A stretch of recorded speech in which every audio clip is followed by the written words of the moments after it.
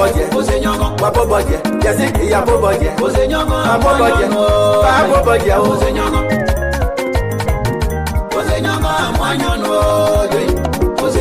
Ada Suduku man, they could be a poike. Without Paris again, although a Wapoboje, as soon as Bobby.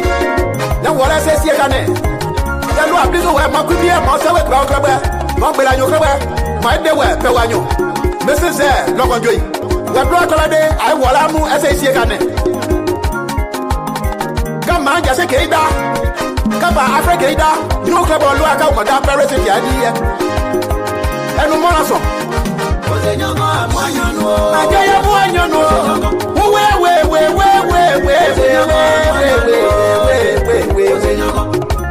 Yanyo's on one by Rose, Pablo, Sibo one by Rose, Pablo, Yanyo's on one by Rose, Pablo, Rabbi Petoa, Rabbi Mara, Opila Toa, Posenago, one, you know, so, not what Dania, you know, no. Oh, no, get you a Motago, Bobo, a Motago, the Quioh, the Romeo, the Quioh. The Quioh, the Quioh, the Quioh Bailo. Woman, no, you don't know. Woman, I did another safe later. No, my loso will buy a Kelesia.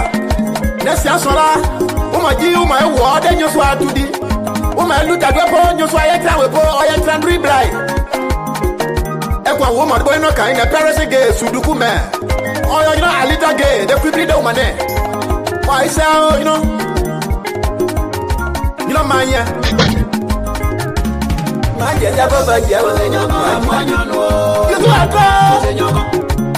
Then you do a draw. What did you do? Was it your yeah. Oh, Minister Gideon Boy, the Nigerian Gospel Ambassador. You can you are moon night. Moon night.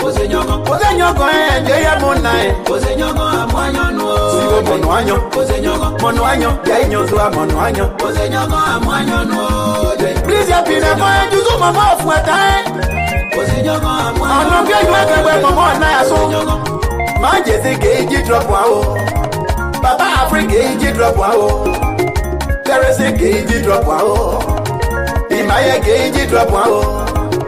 Gaddafi gauge drop wow. Did I gauge drop wow? Yeah, woman, you drop wow, Prince again. Man, I drop wow, Jacob Bido, Osa. Africa budget, Wapo budget, Yaziki, Yapo budget, Apo budget, Apo budget,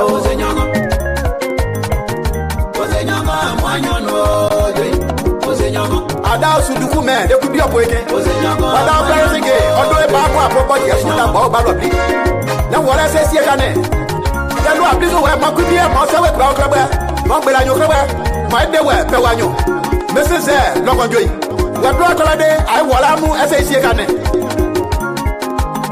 Come on, just a Keda. Come on, Africa, you know, come on, look out, Madame Paris, the idea. And no more so. I tell you, one, you know.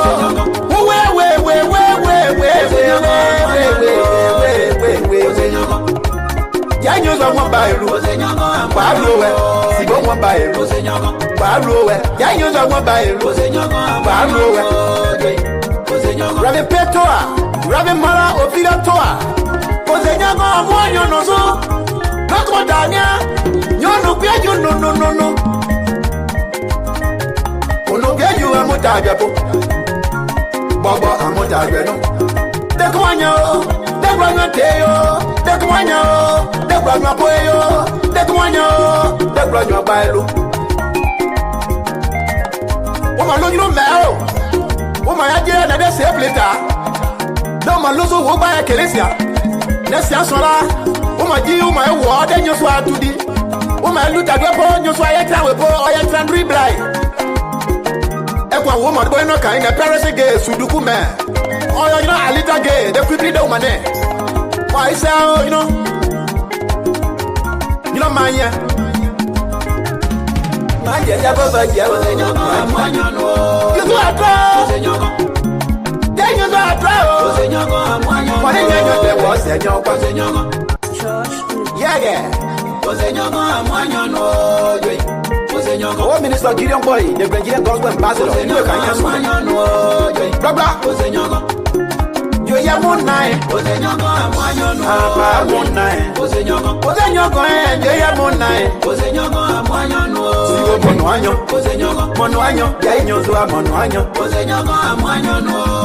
Please help me never you do my mouth for time. I'm not going to where my mom and I are so. My Jesse gauge drop wow. Papa Africa drop wow.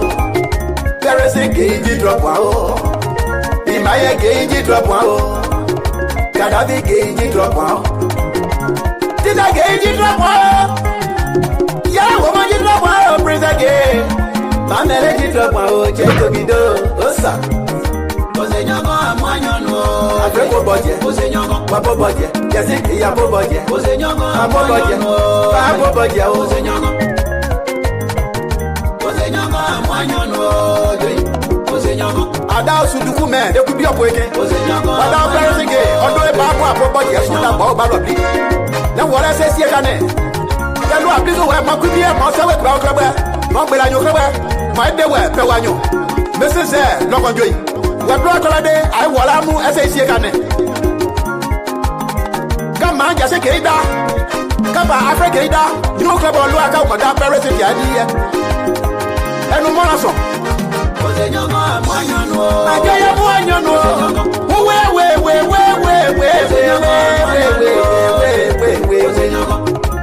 Yanyo za mwamba elu, baruwe, sibo mwamba elu, baruwe, yanyo za mwamba elu, baruwe. Rave petoa, rave mara ofila toa, ozenyago mwanyo nozo, nako dania, nyono pia no. Ono pia yu amutajwa po, bobo amutajwa no. Dekwanyo, dekwanyo teyo. Dekwanyo, dekwanyo boyo, dekwanyo bailo. Oma lo nyiro meo. Oma ya je na de save later. No ma lo so wo ba ya kelesia. Nesia sola. Oma ji oma e wo de nyoso atudi. Oma lu tagwe po nyoso aye trawe po oye trandri blai. Ekwa wo ma boy no kan na Paris ge suduku me. Oyo you know alita ge de quickly do mane. Why so, you know, man, yeah. Man, yeah, you do a draw. Then you do a draw. What did you do? Was yeah.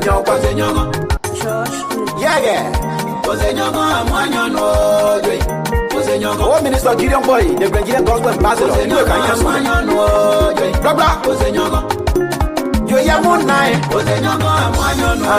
One night.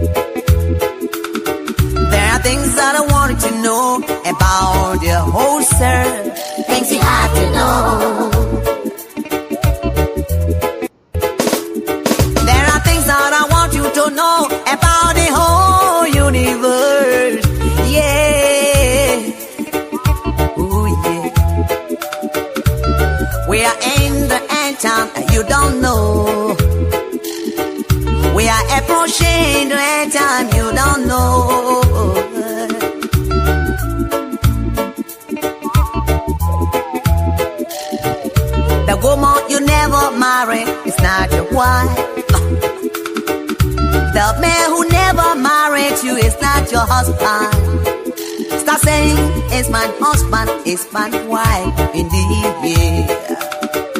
The difference between the poor and the rich man is a matter of time. You hear me? The rich man, the poor man are the same blood, no discrimination. The black, the white, the red, the yellow, and the color, we are all the same, no discrimination. Yes, ladies and gentlemen, the time is now 12:11 on my side, Eastern Coast, in these United States of America. In Liberia, it's 5:11 and GMT, if you like. Another brand new episode of SADO County Premier Platform is coming your way this afternoon with your host, Sarpo, the ESOTERIC, Patrick, Balu, and Sam Walker. We have a special guest this afternoon. We'll be starting the show with is the Honorable President-elect of the Sarpo Appoliabo Development Organization in Liberia, Mr. Quiah Wylie. Will be featured on the first segment of the show. And so, ladies and gentlemen, as you join the show, please do us a favor, share the link, follow us on YouTube, Voice of Sinoe. It's a wonderful, another jam-packed edition of the show. A lot of interesting topics that we'll be discussing. Don't go away, we'll be right back. What the white man can do, the poor man can do, the young man can do, and the black man can do. No discrimination among the people. Things you have to know. The whole wide world is full of trouble. Hey, the whole wide world is full of trials and tribulations. Homosexuality, lesbianism, armed robbery, bank robbing. Oh yeah. Our children are half naked on the street, passing day and night, seeking for the things they never lost. Yeah.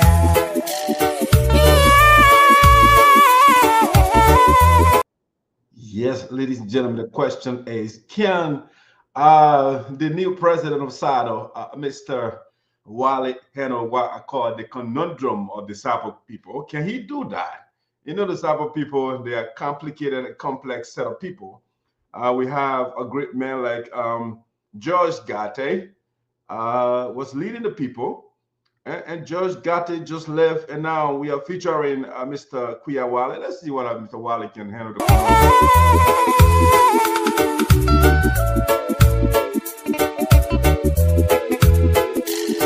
There are things that I wanted to know about the whole. Yeah, there are things that I want to know. Why is it that the people of SADO County, especially Electoral District number 3, are grappling with poverty, but the leader of the people of that district, District number 3, is flaunting wealth and fame? Things you have to know. There are things that I wanted to know about the whole world. Things you have to know. Yeah, we have right now in the Republic of Liberia 457 government employees.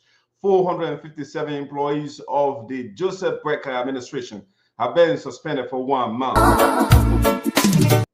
What did they do? They refused, of course, to declare their absence in keeping with the code of conduct.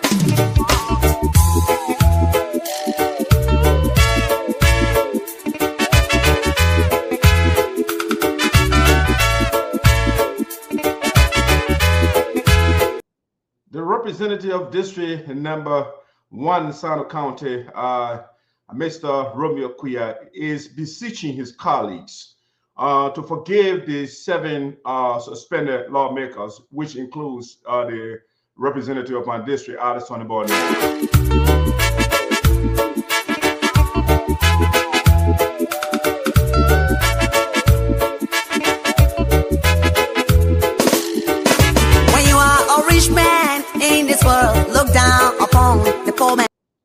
What is it that the new president of SADO bringing to us? What is the agenda? What is it that he wants to do? We're going to engage in shortly. For the matter of time you went there will be another time. You know, we'll have the veteran general, Patrick Bolu. He has all the questions. And of course, the president-elect going to answer those questions as well. Come to yourself and help the poor man, help the needy, help the depressed, help the apprehended, help the waiters. Yeah, the speaker, she was the former speaker of the Republic of Liberia. Fonati Koffa, he was evicted finally. His properties were removed from the office of the speaker. Now listen to me. There's a story about one lady. She had 5 children, no supporters. Yeah, because she didn't have supporters. This is why she allowed all her.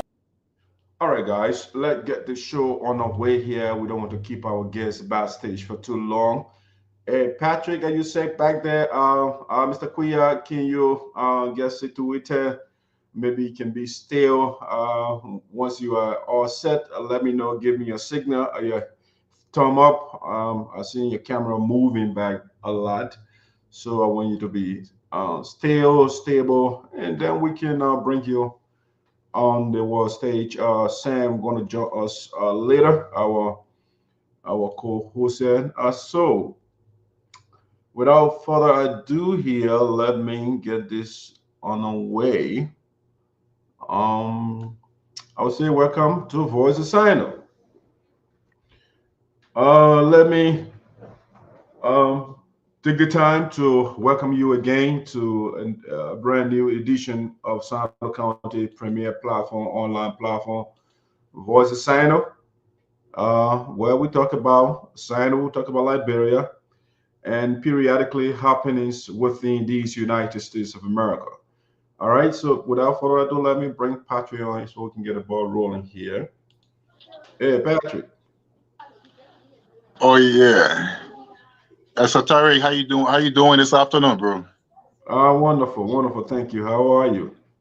Oh yes, I'm doing wonderful. I'm doing wonderful. Yeah, except that for 14 days now, I've had no access to electricity, and it keeps me very irregular on the internet and even in communication. But I thank God that I have my phone and that we can go on with the show today. Wow, 14 days to be offline. That's a Stone Age life. It's not contemporary. All right, but I'm glad that you are back online. So let's bring our guest here instead of keeping him backstage too much. So, ladies and gentlemen, I have the distinct honor to bring to the microphone. Recently, we had. Let me see. Let me put something here. Sorry, guys, I don't want to play music. But I just wanted to show you this right here. So yesterday or so, the people of, let me see, I'm getting some feedback, so I'm going to put Patrick on mute here. All right. So I think yesterday or day before yesterday, the Sarpo community in Liberia, under the banner of Sarpo Appoliabo Development Organization, they went to the ballot box, the members of that organization, and overwhelmingly elected His Excellency Quiah ex Wylie to lead the organization for the next couple of years together with his officers. So those elected are the Honorable himself, who is backstage to talk to us briefly, Mr. Quiah Wylie. He's the president-elect. Vice President is Godfrey Topic. The secretary, of course, is Christopher Nwa. And we have Elena Nome, who is the financial secretary-elect, and Viola Yunswan is the treasurer for the organization. She will be keeping our money. And so we are happy to have the new president who is taking the gavel from Mr. George Gatti. Without further ado, I'd like to bring on here, Mr. Wylie. Let me see. Okay, Mr. Wylie, welcome on board. Welcome to Voice of Sino.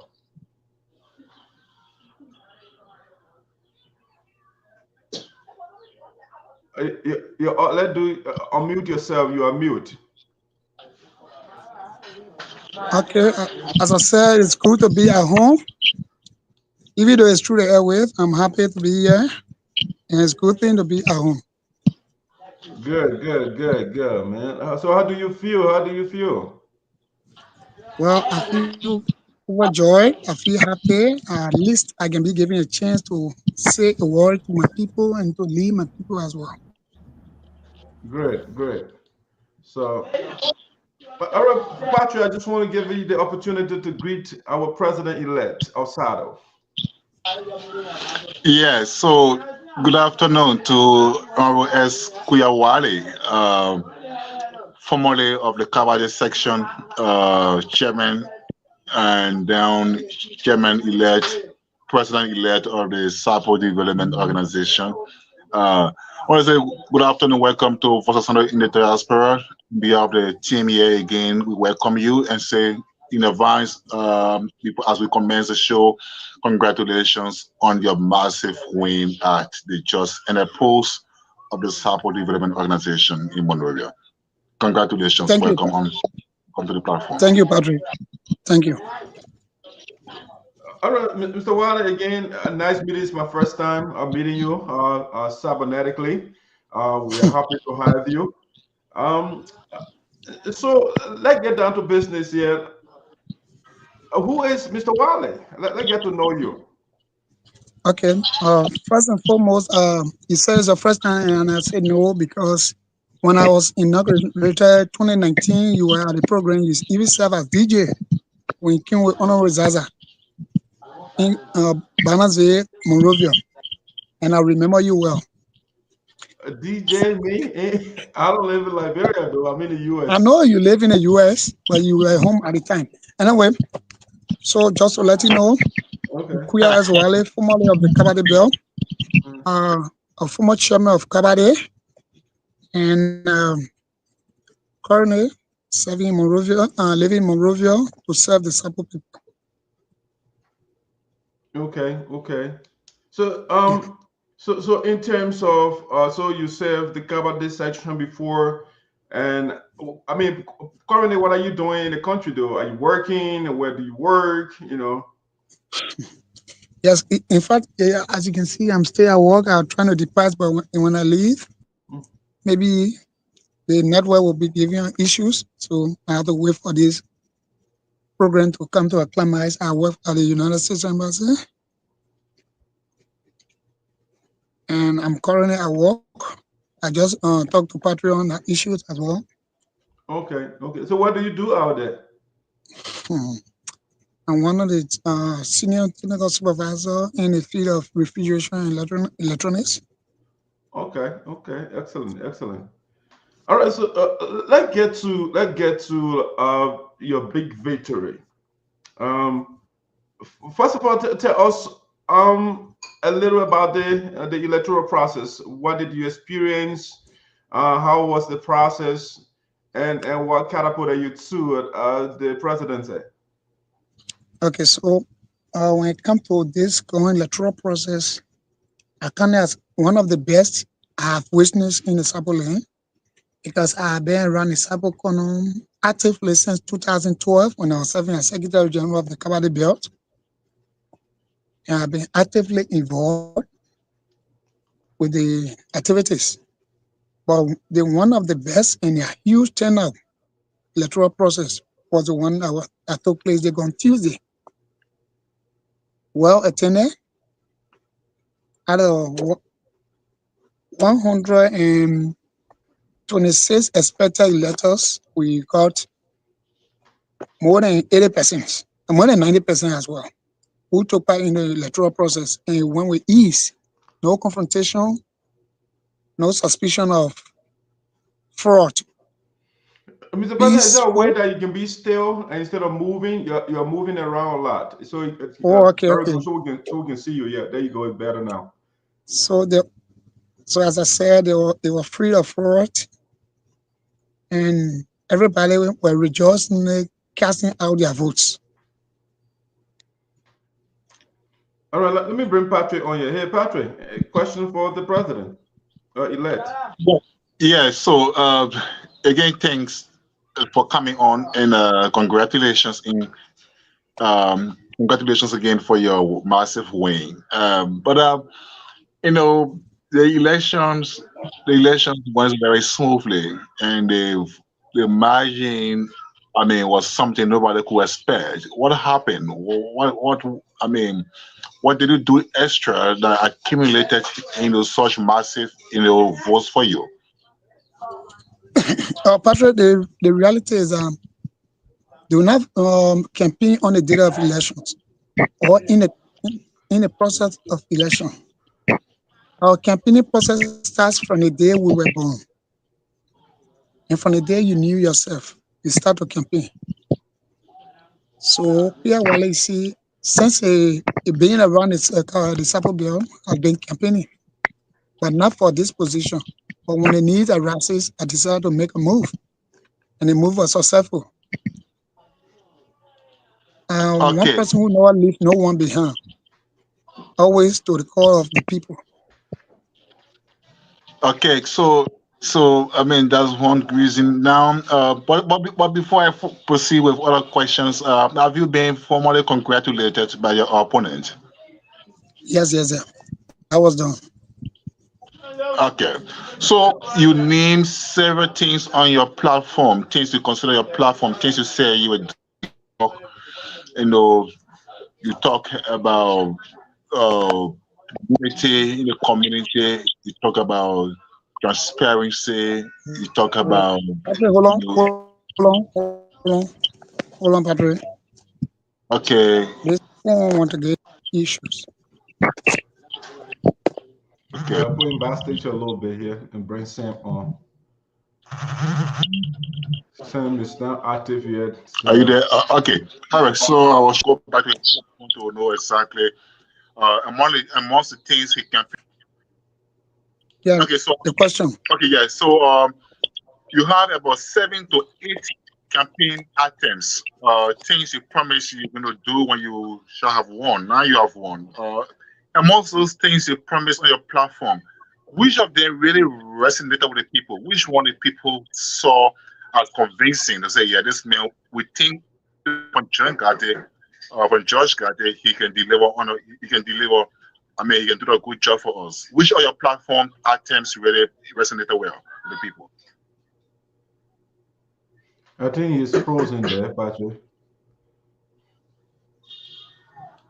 Yeah, he's Are you there? frozen. So I will kind of take. Yeah, we are here now. Yeah. Hold on. You getting me now? Yeah, we are, but you are not right here Hello? on camera. Yes.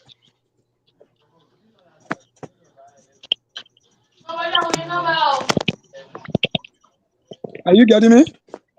Oh, Yes. Your camera is off, but I'm hearing you at least yeah, for myself. go ahead, go ahead.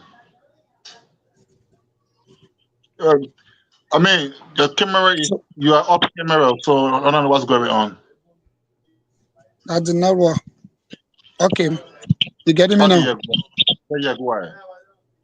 Okay, so there's the issue. What was the question again, Patrick?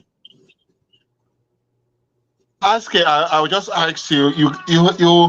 You had 7 to 8 campaign items. I'm trying to find the flyer, but I can't get my hands on the flyer to be exact on how many things you promised you will do when you shall have won. So I'm asking Okay, you so among the 7 things that you listed on your campaign platform or on your flyer. Which of those things really touch the people's mind, touch them, convince them that yes, you can do the job? reconciliation is our primary objective. In our community nowadays, we need to be reconciled to be able to reunite ourselves with each other. We deserve reconciliation. And reconciliation comes with almost everything. It's our primary objective at Team Wylie. There is so much bitterness among us, the Sarpo people, both at home, America, and even in the interior. We need reconciliation. Everywhere in the Sarpo land, there is crisis, either crisis or land or some kind of issues.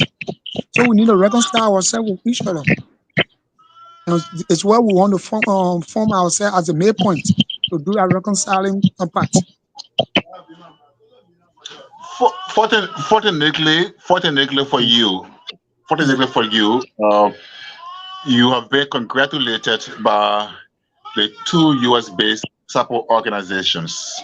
Maybe other congratulatory messages are coming in from other organizations that are based in the US and so the USAA has officially congratulated you, the SADO as well. What do the congratulatory messages mean for you? What do they mean for you in terms of your campaign to reconcile the community? So those messages just resonated. It point to me that yes, these people and myself can easily work together so that we can all unify ourselves as one people, one Sarpo people. All right, Patrick, let me come in here a second here. So, Mr. President, thank you again for your time. Let me put us. I wanted to show you this flyer right here.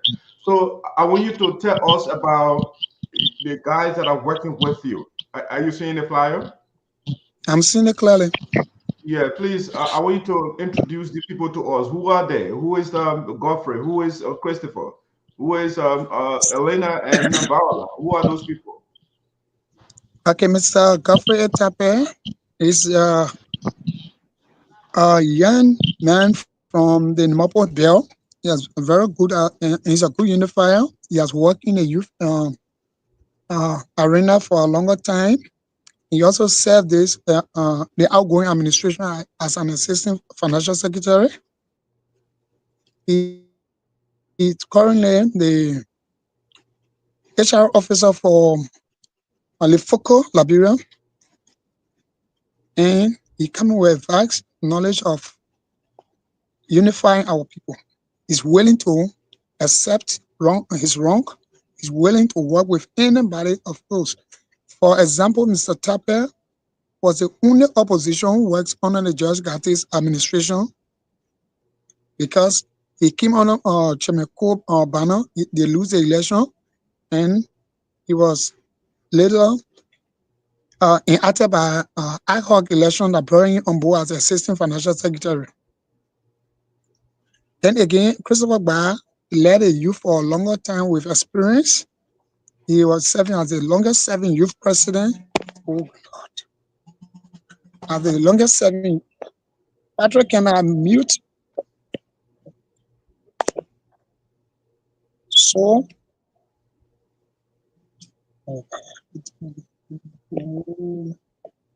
Just no one will hear you, so just go ahead. We can manage it.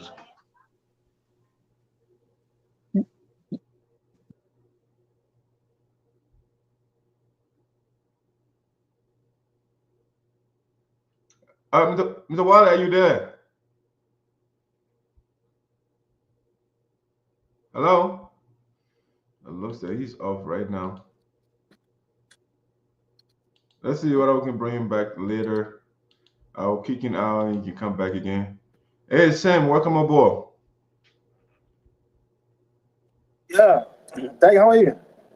I'm wonderful. Finally, we're happy to have you.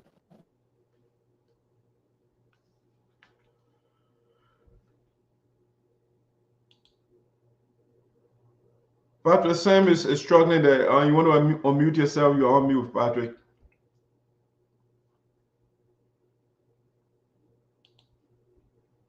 I don't know what's going on. Okay.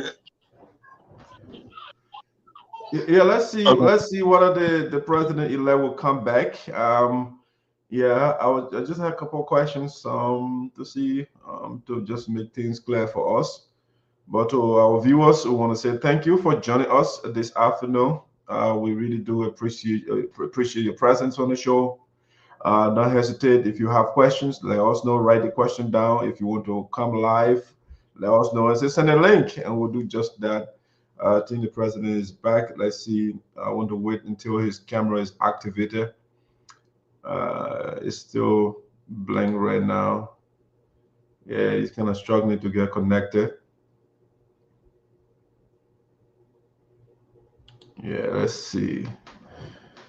Yeah, come on, embassy. Get the internet should be stronger over there on our side, because it's little US, so the connection should be good. Yeah, so guys, again, thanks for following. Get your comments ready. Comment concerns. Don't forget as well to subscribe to our YouTube page. It's Voice Sinoe on YouTube. You can follow us from there as well. Yeah, subscribe, hit the notification button every time we go live. You will be in the know. All right. So the president is still not active yet. Let's see whether he can log on again.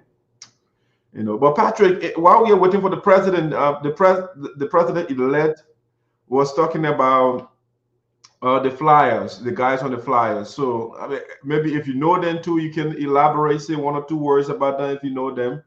I know only Christopher a little bit. We interacted a little bit on. Not personally much is known about each person on the flyer, but generally as a spokesperson of the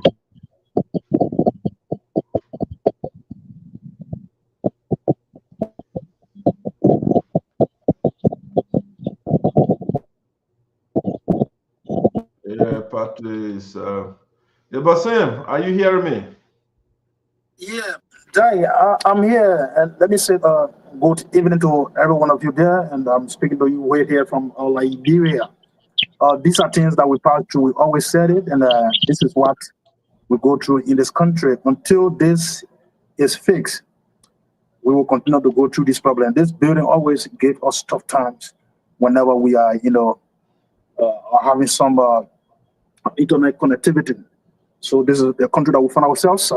Those of you in the diaspora, you are there to make meaningful suggestion, recommendation that could better transform our nation. But I've been following, the show on the other stuff, and I was listening to it. Just my email was somehow problematic, but I'm back now. So I just want to welcome you people. This is how I like to welcome people. I'm a grateful man. I welcome people with this cooler. This is the cooler that I'm always.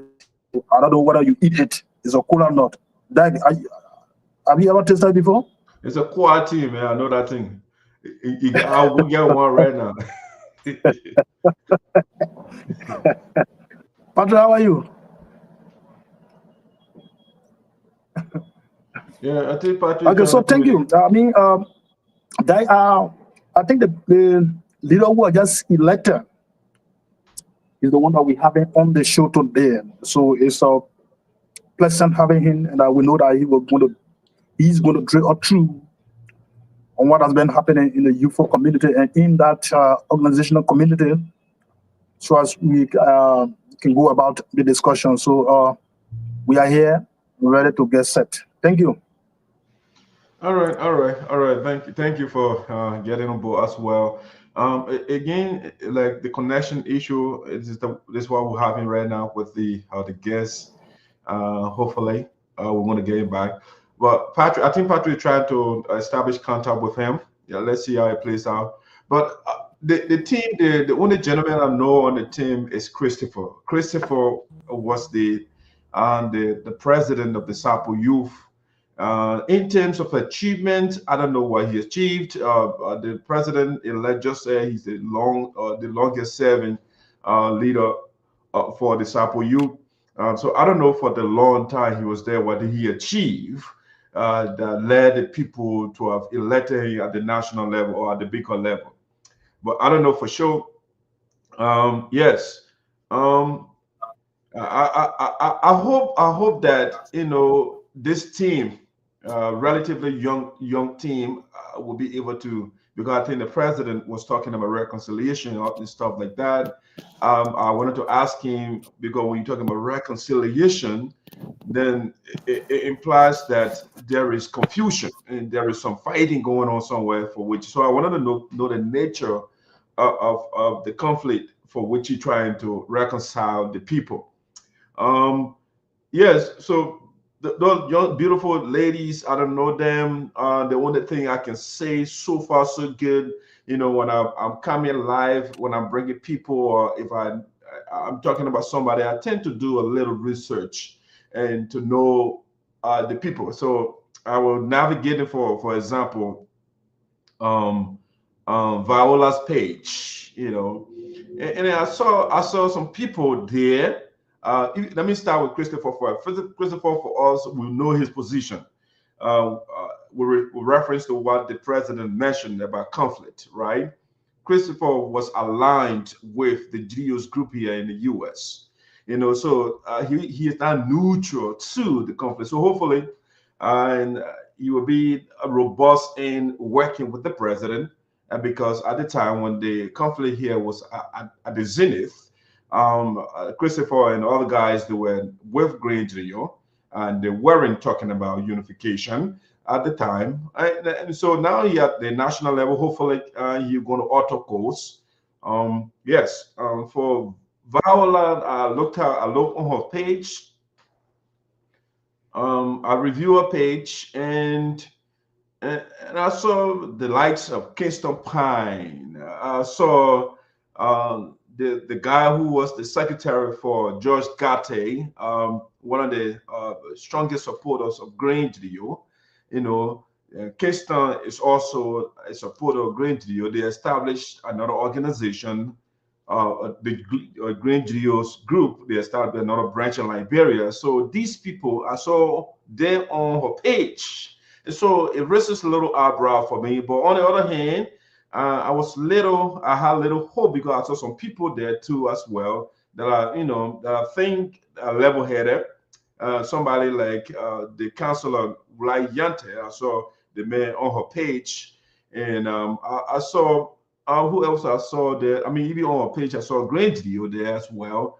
And so hopefully, Viola and others, they will run our organization the right way. Our funds will be protected, because seeing Green and seeing Kingston Pine, those people on your page, and now we have a national issue here in the U.S. that what precipitated the conflict, because Green those guys, they tempered way about money, and being the spokesperson of the elders and the ancestors, my job is to hold us accountable, or leaders and myself accountable. So I held Green and others accountable, and I was seen as a boogeyman, But that's the nature of African politics, African activities. They play this kind of biblical, game, right? The biblical game is you have two characters in the Bible. You have God and you got Satan. And if you peruse the Bible, a lot of the atrocities in the Bible were endorsed by God. They were authorized by God. However, God is seen as the good man, and Satan, who did little or nothing. As a matter of fact, the only major crime Satan committed in the Bible was God authorizing to kill the children of Job and put sickness on Job. Those things were authorized by God, but Satan is the bad man. So that's the biblical philosophy. The one who is sinless or who is less sinful is seen as the bad guy, and the guy who committed more atrocities is seen as the good one. And so that's the nature of our community. That's how you put it. Esoteric, understood by the chosen few, who was holding our community accountable, who were holding the feet of the leaders. He was the bad man. And so now I got back. I drew back from all that thing they were saying now. I don't know why the community is not coming together. That's how you put it. Esoteric is not talking anymore. But, maybe it could be that's someone, Patrick, that's the theory in the air.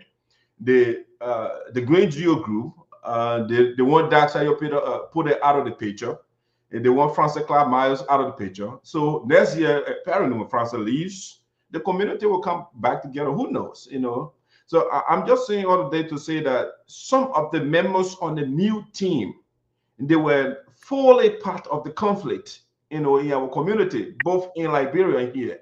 I mean, even the Grandview group, they went as far as establishing another group in Liberia. Under Charles Kroji, the conflict, there was no group established in Liberia. But Grandview went as far as using Christopher Bay, and they like Kingston Pine, and for some reason I just forgot the other. I think the last name is Toten, who was the secretary for Gatti. They went and polarized our community, and that was very it saddens me. But hopefully, this new team will do better. It will do better. Hopefully. Mr. Patrick, if you have any thought, go ahead. If the president is not coming, so we can go to our other topics. Yeah, so my thought is that it is good the elections were peaceful, orderly, and successful, and the votes outcome reflect, the need for progress. The message sent by the people who turn out to vote, the message is clear that they want a united community, a progressive community, a reconciled community, and a community driven on the foundation of development. Because SADO has been a merry-making organization.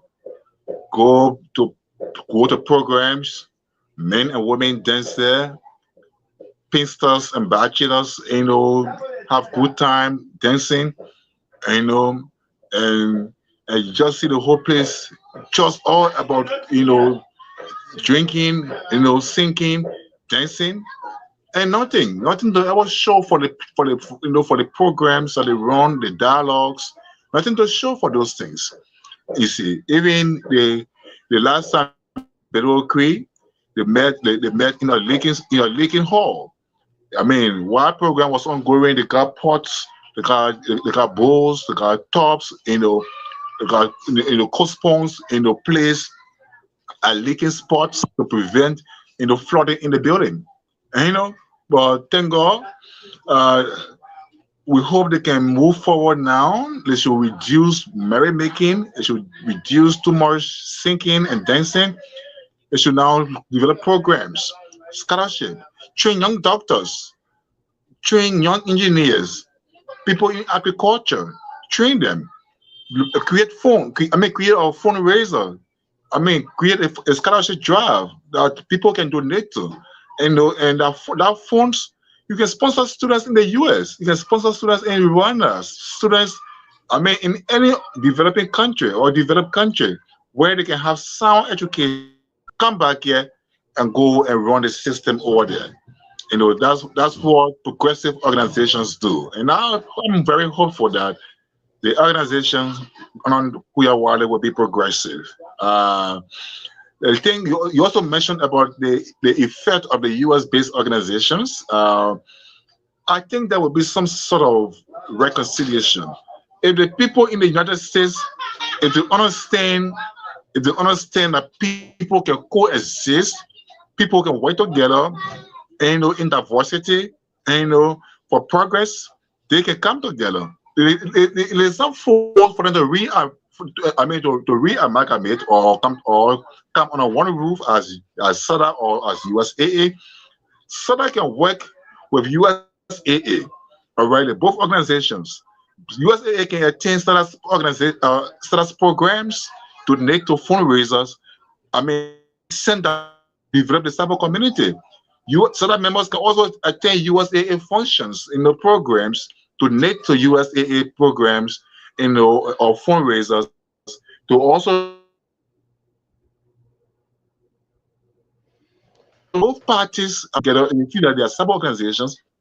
They can work together, work with the organization here. They don't need any splinter group, SADO home base, USA home base, all that stuff, and then getting Sarpo get one hall center, SADO get one hall center. All those things are not necessary. You have one organization, SADO. All of you work with SADO. Send your funds down with a system that will hold people accountable for the way they spend their funds. Have good programs. drive development back home, and then you see the difference. You see, so I think the new team can work together, U.S.-based organizations, put aside interest, corruption, and all these things here. When you do that, you have the confidence, of the people. So yeah, let's look forward to see how it works. People come to election with promises, but when they get power, I mean, they don't do the things they promise to do. So we look forward to seeing what Wylie does alongside his team members, and let's see how the things he would do, help the community make progress. Help me out here. Help me out. So, saying you have perused the platform of Mr. Quiah, I mean, Wylie, as you say. What exactly did he delineate on his platform? Yeah, so while they talk about unity, all right, he talked about unity on his platform. He needs to tell us how he intends to drive unity in the county. The community has been plunged into serious divisions. People who oppose to Judge Gatte's leadership have always been on the fence. Okay, and this unity also has been instead of elaborating on unity, I want you to just give me an outline of the things he ran on. Okay, all right, okay. So then another thing he got there is reconciliation. He talked about reconciliation. He talked about transparency in leadership. All right. He talked about youth and women empowerment. Okay, youth and women empowerment. That's another thing he talked about. Another thing he talked about. I think it has to do with integrity. There's something that integrity. I thought you had a flyer before you, so if you can remember everything, that's fine. Yeah, accountability. Yeah, accountability. Okay, and yeah, accountability. So yeah, so those were a couple of things that he talked about. So, but I pick out key among those things. 4 key thematic areas that what he works on, he will proceed. Transparency, accountability, alongside unity and reconciliation. I think if he does. Who's the opposition? You know him? The opposition, his opponent was John Deere. John Deere comes from the second section. Not much is known about John Deere, but I think he came into the race with the hope and expectation that he could win. But what I learned about him is that he has not been within the leadership cycle. Like coming from a sessional leadership position and wanting to national leadership position of SADO. He has not had that experience, and in fact, something drew people's attention during the course of the campaign. And I think what drew people's attention got a trickle-down effect on the results there. Like, for example, he got endorsed by Shegbe. And when Shegbe did the endorsement, it shocked more people because the Election Commission outlined that no member of SADA or USAA should contest in the election or should be qualified or be allowed to contest in the election. So they try to keep USAA and SADA from the election process, and also that the issue of interest and one person taking a side would not be failed. But after Shegbe endorsed the man, and Shegbe has been one person accused of sowing seeds of the community, both in the US and back home, and stuff like that. So people got very, very terrified by his endorsement. And I think seriously, John Deere should reflect on what made him to lose massively. He should reflect on Shegbe's endorsement. Yeah. Yeah, it's amazing though. Same. I don't mean to keep you just sitting there, but it's amazing how some of our brothers here, they are not engaged into something productive, anything that has to do with Rift.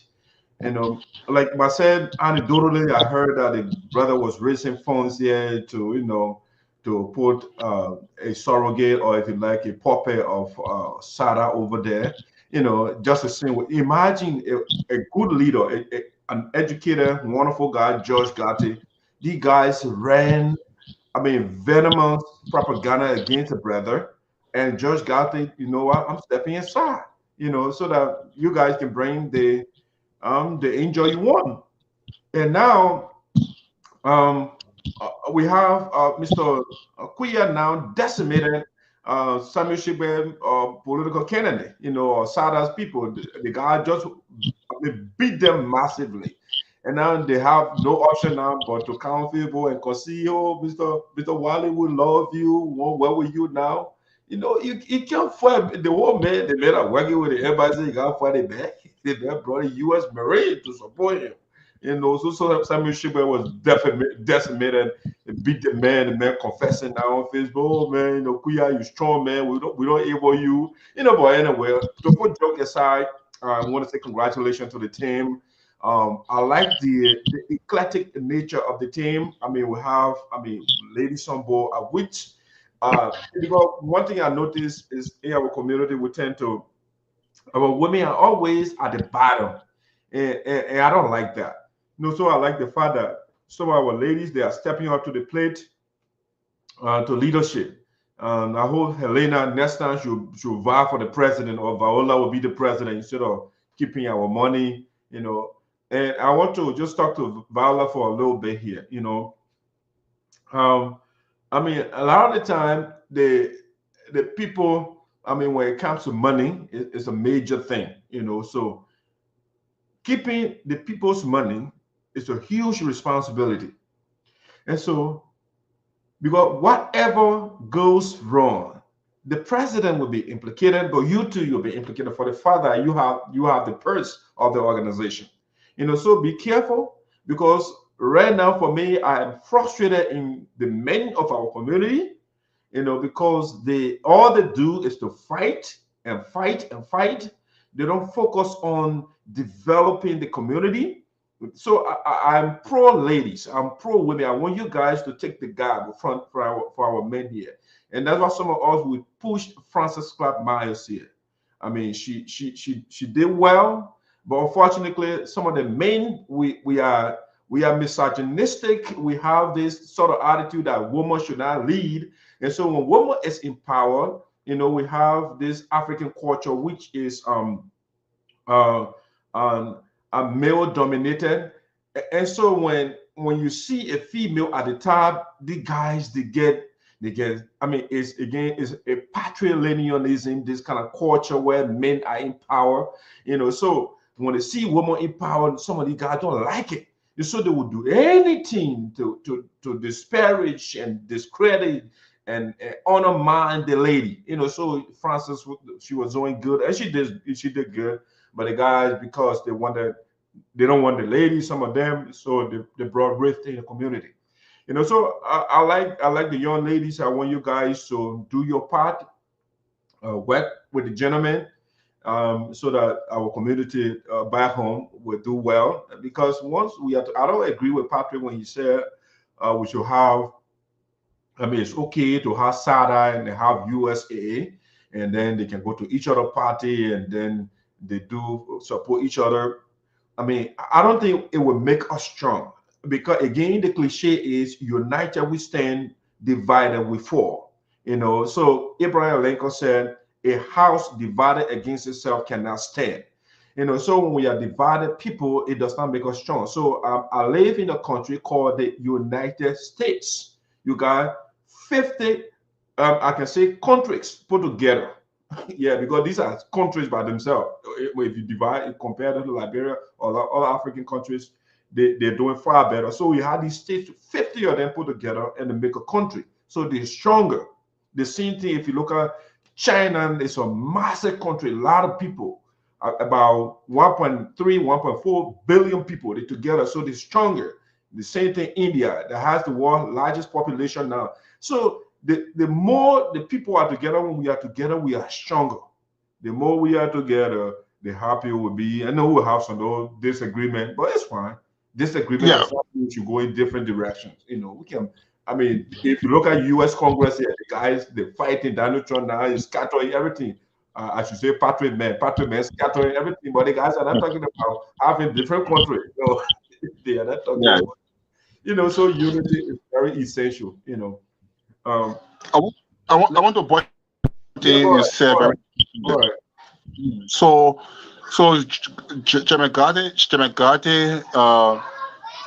Jamagate got a lady as his vice president, Monjuru Soro Sumo. She's very magnanimous, hardworking. I was even thinking why she could not succeed George Gade, or maybe get into the race or succeed him. But I think I'm not calling her. You know why she didn't go there? It's because of the same Samuel Shigwe man. The guys were on Facebook and talking down to this lady. You know, so we have people in our community that don't want women to be in power. You know, they fight, they talk down to them, they curse them out. Yes. Then on the issue on the new team, I think the new team should look at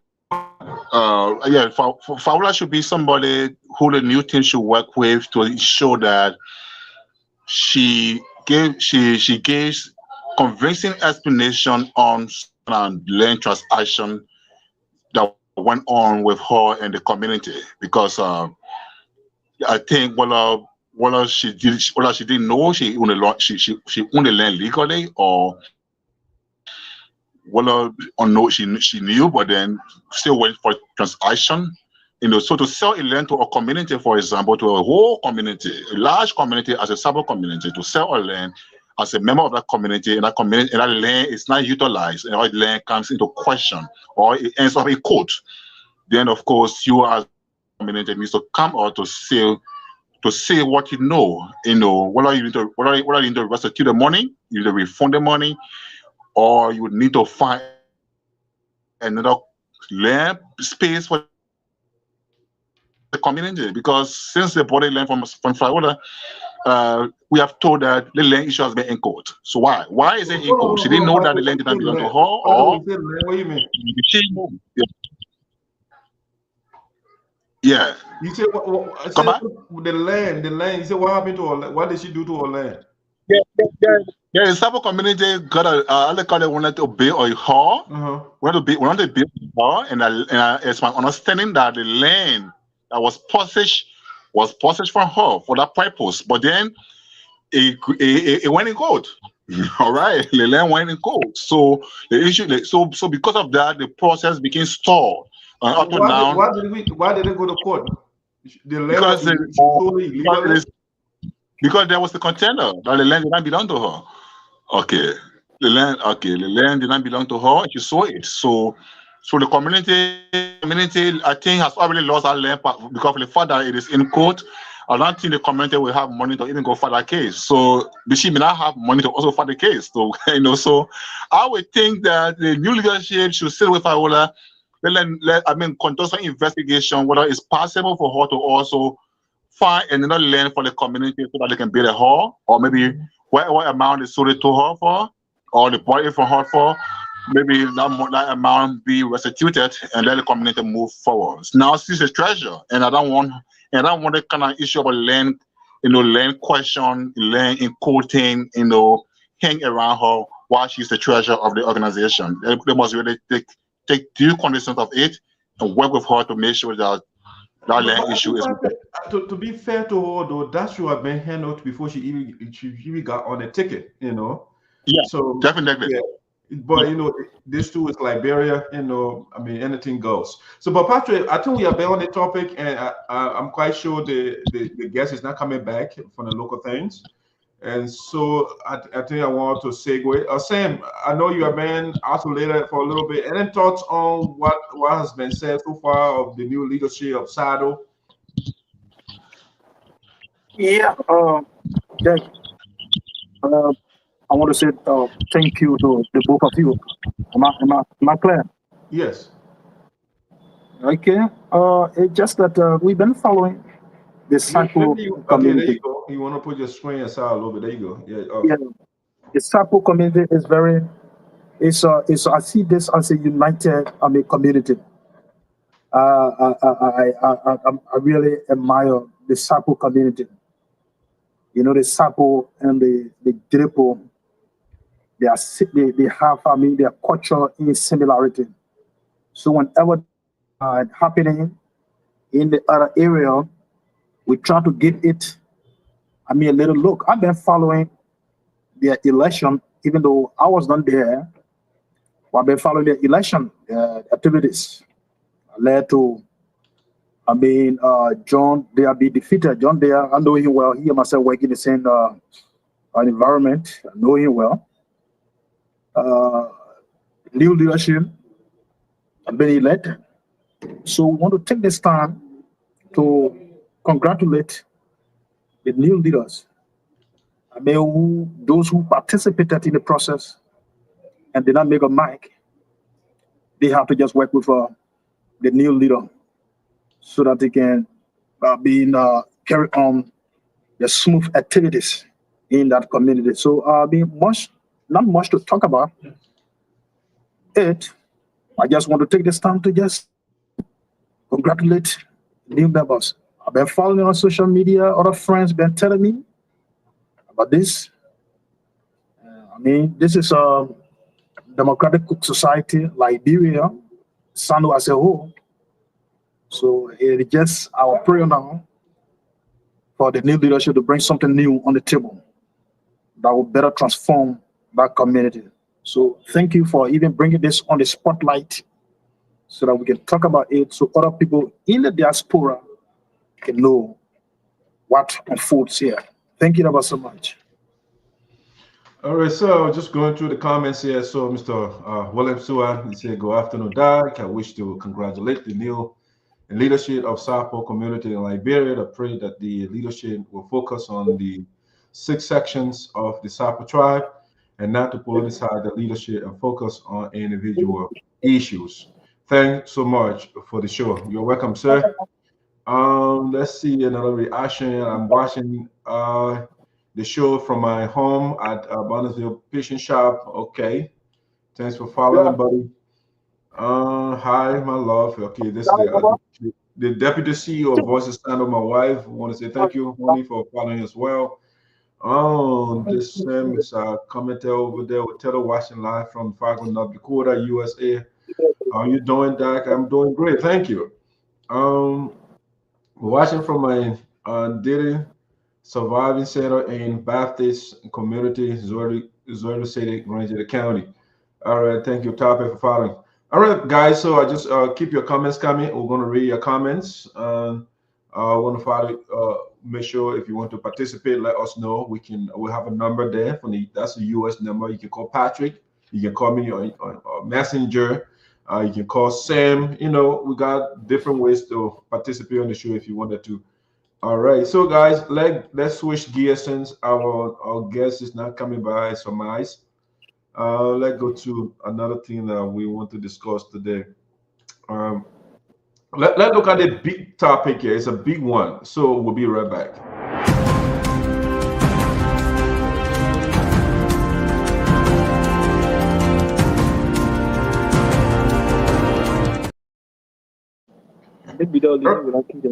All right, ladies and gentlemen, welcome back to Voices Sino in the Diaspora with ESOTERIC, Patrick, and Sam. All right, so guys, I want to talk about this. President Boakai suspends workers for failure to declare assets. You know, so it's a big one that is trending right now in the country, and I just want to talk about it. Patrick, let's bring Sam first. Sam, what do you make of this massive? Our last count was 457 government employees are suspended by the president. What do you make of it? Was the president right to have done that? He needs compassion given the economic condition of the country. What do you make of it? Well, in promoting good governance, a perfect practice, I mean, the code of conduct, the Constitution said it in bold letters. Yes, public official must declare their asset before taking office. This has been a normal tradition. People on the past administration, I mean, this similar thing, and there was a public outcry. No, oh yes, no, oh, why is it that, you know, these things are happening? There are some anti-democratic practices in our society. This is what we should go through. Why is it that this other government is doing it? People cry all around here. And failure to adhere to that specific tenet of democracy that leads to good governance. I think it is a serious predicament. Now, I mean, the new administration won the election. Joseph Boakai won the election. When he first won the election, he made a pronouncement that people should declare their assets. So, the president made an announcement. He gave time limit. So it is left with the leaders and those who are appointed or were appointed to make disclosure of their assets. So asset declaration is by law. Asset declaration is by law. Failure to declare asset, meaning that there is a specific motive that you have, or which you don't want to declare your asset. The president gave an answer. If you are taking office, you declare your asset. If you are exiting the position, I mean, you do the same. So why is it a public official did not declare the asset? Up to now, and I will come to the president. I'm coming to him. I'm talking about conventional best practice is what I push it first, but I will come to the president. His own pitfall. Now, people fail to do that. But now, all those who have been suspended died, but now they shall be replaced. They shall be replaced by now. You know, we have competent people in the republic. We have competent people in the country. Why is it that president will give a mandate and you defiantly defy the president's mandate? It is a disrespectful posture as a public official to have done that. So you, the president looking at it, and you looking at it, yeah, you only suspended. Someone saying that their suspension posture is just a man bluff. And on the other hand, I think there are so many issues in the country. There are so. Am I live? Yeah, you're good. Tell me, sorry about that. Okay. There are so many issues in the country before even the asset declaration something. So what we are saying, and for we the propagandists and we social and political activists, we're looking at it to be like they want to sway our attention from the main issue that continue to take place in the country, that are happening here in the country. So the whole Mr. President, put on the issue of the asset declaration, and everybody will be talking about it. So they just introduce that aspect. You know, this leader, this president is just a weak-minded person. He's a retarded president. His brain is retarded. The president is retarded? It's retarded. I'm saying what I'm saying. Oh yes. No, those are strong words, Sam. I have no apologies to that. Oh, go ahead. Go ahead. Yeah, that's a usual habit. Someone cannot just you are the CEO for this show, and you have your own independent opinion, and we have our own independent opinion. Even those we all are here to contribute to the show, but then we will not always be imposing things on you. Don't tell you must do this. Then you don't investigate. When you take decision and say, yes, I will do it. So if that happens in that case, why you think the public will say? What are they saying? Because you don't comprehend well. You You don't look at things. You don't look at the issue. So back to the asset declaration. There are a lot of government officials, a lot. They are not even gone. I mean, 1/3 of the listing that you see here. They are not. So why are we making a society to be like, I mean, it is a country where everyone just come, you just do yours and just leave it. People have been talking about asset declaration. You crowd on the previous government, previous administration, the George Weah-led government. Now they were not declaring asset. And you got there, you walk on the mantra of change, integrity. But Sam, let me hold you there a little bit. I mean, under George Weah, no such thing happened. And this puppet is now doing it. People are doing it. But the officials that did not meet up with the requirement, he is suspending them. So what is he doing wrong? Look, I listened to Tion Gonglo yesterday on the Spoon Show.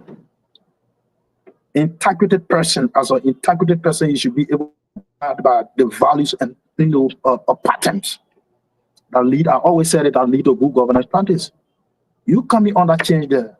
So your no is no, your yes is yes. That failure to do this, I will take action against you. Say when the president was elected. Which year is this? What are you waiting for? So I listened to the man yesterday. He said, he suffered, his running mate what they got the brother who control, the EPA, Yabalu, Emmanuel Yabalu. He told him, he said, the background that we are coming from. So failure to declare assets, to do this, I will bring it to public attention. And he said, oh, yeah. When the brother took office, immediately the man declared his asset. In one more time, the man declared asset. He did it. And that was fair enough. You are the commander-in-chief, the CRC, giving these guys a direct mandate. You got to work at the will and pleasure. So why is it that you haven't given a mandate? Or I'm putting you there, my brother. If you fail to abide by this, you will be booted out. Or John Brown, or you are saying to Information Ministry or Education Ministry, and you just give your statement, policy statement, and you just finish with it. But so, now, let me bring Patrick in and your talk so I can bring Patrick in. Yeah.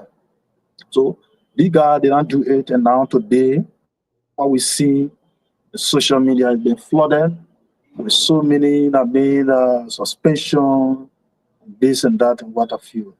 Are we serious?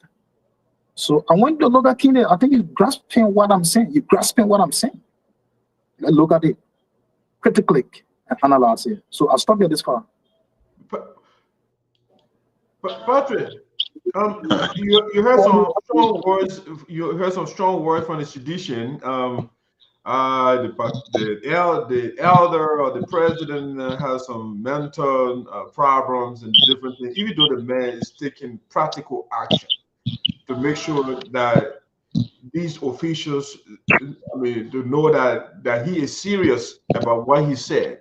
It took a little while, yes, but he is taking action. What do you make of the president suspending 457 employees of his? So thank you. Let me take this on a 4-lane street. So in the first place, I think President Boakai is really he's on course with some of his policies and some of the way he proceeds with governance in the country. He's on course, and other areas, it's a disaster. So yeah, but I always think President Boakai is not as bad as we think, or it's not as bad as the CDC thinks he is, because President Boakai is not older than or younger than or maybe, yeah, it's not older than Uganda's Yoweri Museveni. Is not, President Boakai is not older than Nigeria's Tinubu. President Boakai is not older than Rwanda's Kagame. And you know, and even South Africa's Ramaphosa. I mean, maybe why is suffering leaders in this country is the country itself in the first place. So Liberia is a failed state, and governing in a failed state comes with consequences. And if you're not even strong enough, you will have a heart attack. And that's what happened to President Boakai. So for instance, the law is the law. Anybody asks you to define the law, what the law is, there is no other definition for the law, but the law is the law. That is the definition of law. Now, the president in the first place did not have to even remind people to declare their assets. The president did not have to tell anybody to declare their assets, because the law lays out in clear terms how long it takes you to declare your asset. 30 days before, after you have taken office. So because the system, because the country has no foundation, or it has no principle, it has no values, it has no system, so people in their corruptibility, take advantage of the system. They take advantage, of the normal Liberian thing. So they the presidents, or even the fact the president tried to help them. Even the fact that he tried to help them, they still know it. And I think what some of them did, so that some of them who were suspended or who have been suspended, what they did not only show insubordination to the office of the president, it did not show, their level of recalcitrance, but it's clearly, a gross violation of the Constitution and the Code of Conduct. So for me, suspension was not an option for the president. Should not have been an option for the president. No, you can't suspend people, because suspension in itself shuts the government down. And the government is already inefficient, ineffective. The government is already fragile. The government is nearly broken.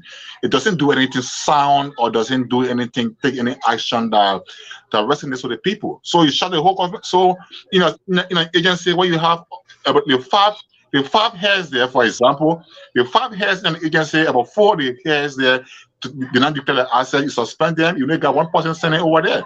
All right? In some of the agencies, the heads there do not declare the assets. You also suspend them, and you leave in the deputies. So you shut the whole government down. And the fact that the government is already inefficient, the government is already visionless, has no direction for the deputy is in charge, so the government is not shut down. Yeah, it's in charge, but it's a complete shutdown. So what the president should have done, in simple terms, based on the level of gross respect to his office, or insubordination shown by their refusal to even declare the assets, or the violation of the law, each person from the beginning, right after 30 days, begin to seize their salaries in the first place. Let them keep working without salary. All right. And secondly, the LACC or the president's office did not even take into due consideration the categories of presidential appointees. A commissioner right there in Bronzeville. Bronzeville is a township in Sinoe. All right. As soon as you cross the water there, after Lexington, you go to Louisiana. From Louisiana, right there is a little township there. In that township, you don't have a clinic in that township. You don't even have a township. All right. You don't have electricity there. Okay. Nothing there. So thatched houses in that township. You put somebody there called commissioner. The commissioner has no budget in the first place. All right. The commissioner makes less than $75. I think the highest he makes perhaps should be $50. All right. He makes less than $75. Now you say you suspend him without salary. Are you serious? So the LACC did not even do justice to the list, and he did not even do well, because you can shut down local government as well. Even though I know some of the people don't even know what they call suspension, or even as a declaration. What are they declaring? if there's any asset to be declared by a local government official, maybe that better goods, fowls, I mean, livestock. All right, maybe that livestock these people could be declared as assets because that's what people give them. Most of the time. If superintendent goes somewhere, people getting cow, people giving goat, people giving things. Those are things. Those are things they will be declaring as assets. So the ICC did not even do well in terms of scrutinizing the list to know who should be suspended. In the first place, by the election laws, for example. I will hold you there. You cannot. The LSCC, she did her work. Her job is to make sure that people are in compliance, right? So she did that. The president is the one that is acting on what the job the guy did. So I don't see anything wrong with that. But go ahead and you're trying to come in so we can go to Nothing is wrong. Nothing is wrong with it. But the thing is, you have to take cognizance of the system you operate in. You have a fragile system here. You have a system here that's even non-compliant. The president himself is not even compliant with the laws. Those are not even compliant with the law. What do you mean? Okay, all right. Compliance has to do with respect for the rule of law in the country. All right. My term of compliance means that, for example, the president is the commander-in-chief, head of state and head of government. Yeah, in this country, it has a crisis that bordered on constitutionality of this, of the governance system. What the president did about the system? Nothing. The president sent his Joseph minister to go interpret something that he relies on. The president did not rely on what the Supreme Court says about the Constitution or about the legal system of the Constitution, of the country, but the president rather relied on what his Joseph minister tells him or told him. So that was the president himself is not compliant. I don't want to go in another direction. Let me come in. Yeah, go ahead. Clamas. So let him talk. Oh God. Let him. All right, he's EL. Yeah. So Sam, here's what I think. Sam, are you there? It looks the same. It's frozen as well. Are you there? Sam, you good, right? I'm here. I'm here. Okay, good. Just trying to make sure. I was muted. That's why you were. Okay. Let's see what other Patrick will be at. Patrick, welcome back. And your talk, please. Yeah. So in terms of the whole list and the convolution of this whole process, the ACC should say, okay, you know what? Starches, say commissioners, statutory superintendents, and people who don't even have access to government resources are exempted from this publication. All right, though they need to declare what they have. But you can't succeed. But somebody who does not even know what they call government money, who does not even smell it, you suspend them because they don't declare asset. I think that was very, very, very preposterous. And you need to withdraw that suspension and deal with those who are playing with government resources, government assets, government money, government belongings, government air condition. Those who are riding those BB cars, deal with them according to the law, and not the poor people who are there who don't even have food to eat in their villages. I just let my thoughts, and you can come in. I hear back while you come in. Okay, Pastor, thank you. And I think I've seen part of the problems in our country, right? You see, you said the law is the law, and what that also means is it does not only refer to people that handle the resources or the bigger resources of the country. A law in the country covers everybody, all right? Or an agency, it covers everybody, okay? So like over here, if you ask me, did the president do the right thing? Yes, you did. Because over here, say for example, you go to work, you are supposed to be to work 2 o'clock, and you're always going, or you go to work late, the supervisor will first call you in the office and give you a verbal, talk to you, you got to work on your punctuality, okay? If you don't work on that, The next thing they will do, they will give you a written warning. Okay, they will give you that second warning. They give you that they put you on record now. The third time, Patrick, you are getting the boot. So President Boakai first, the Constitution or the law gives the time frame that the guy is supposed to submit or to declare the asset. They flouted that whole process. He gave them another ultimatum. He gave some time again. As an elder, the elder, he thinks beyond what the people are not thinking. So okay, let me give the people additional time. He gave them some time again. They did not meet the requirement. He gave them another extension again. They did not meet the requirement. I think the action is wise. And that's the right way, because the president took into consideration and assuming the economic condition of the country. The people are suffering, all those different things. But if you are suffering, you want your job to, you got to do your part.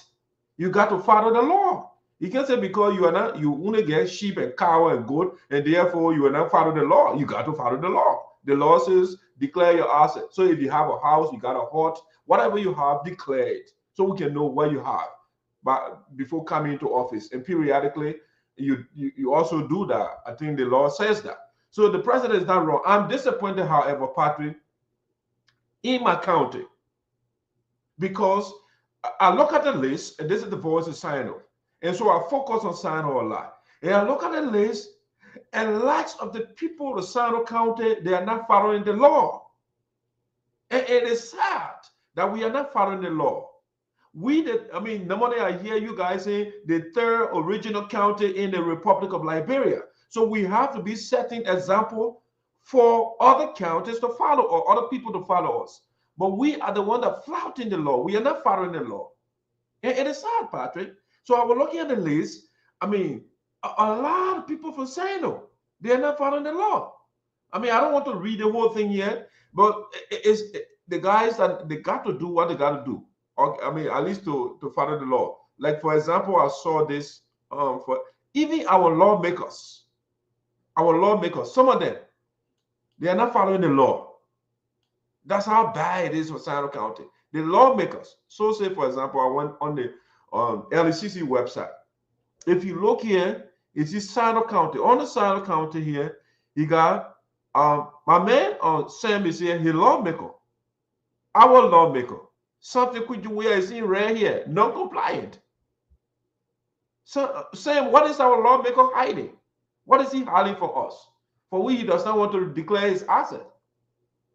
And I want also to the senators of Sinoe County. I want to the senator. If you look here, Sinoe County, you got here, Duncan is in red, non-compliant. Augustine Quiah, non-compliant. And this is the man on Facebook and preaching law 24/7. And Augustine Quiah is not following the law. Duncan, we know the man the man does not like the law. Duncan does not follow the law, we know that. But for Senator Augustine Quiah, who is on Facebook and blogging 24/7 about people not following the law, he himself is not following the law. He refused to declare his asset, at least according to the LECC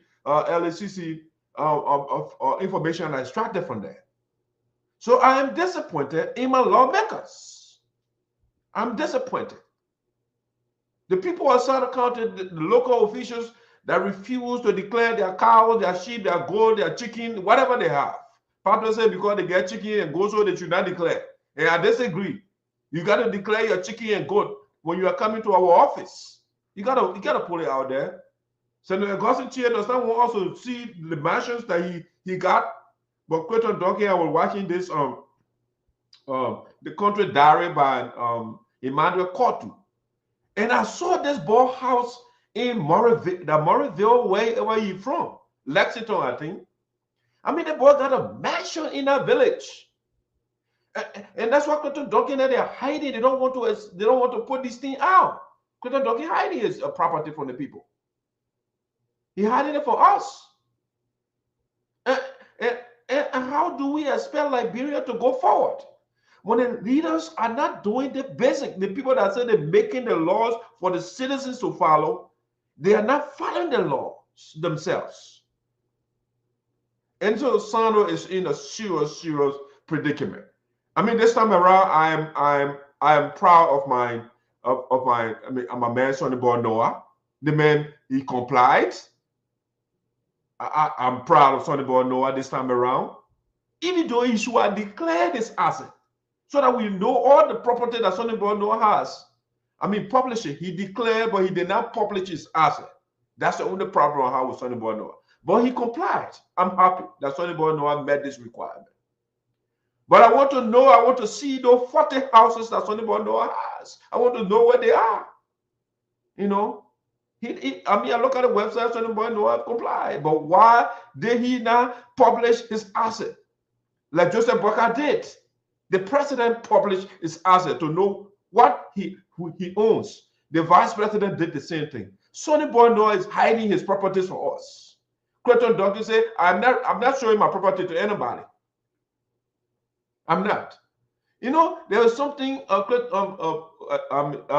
representative district number 1, he met the requirement as well. But Sam and Patrick, there is something interesting about Romeo Quioh and Sonny Boy Noah. These two Sarpo men, they are so enamored, they are fascinated by gold. Look at the representative. Look at Mr. Quiah. I mean, he and Sonny Boy Noah, look at Sonny Boy Noah. Oh, they got gold. They just flash it there. Oh, I mean, what's up with their gold business where their people are suffering? And they get the massive gold ring and bangle or whatever the watches. I mean, the two of them, they said the same way when they say that they flash their gold, they show their gold to us so we can see who get more gold and diamond rings. You know, it's interesting. But I mean, I'm happy that Mr. Quiah met the requirement. He complied, and Sonny Boy Noah complied. Quiah did not comply. Duncan did not comply, and something where did not comply. That is sad. I don't like that. The leaders got to step up to the plate.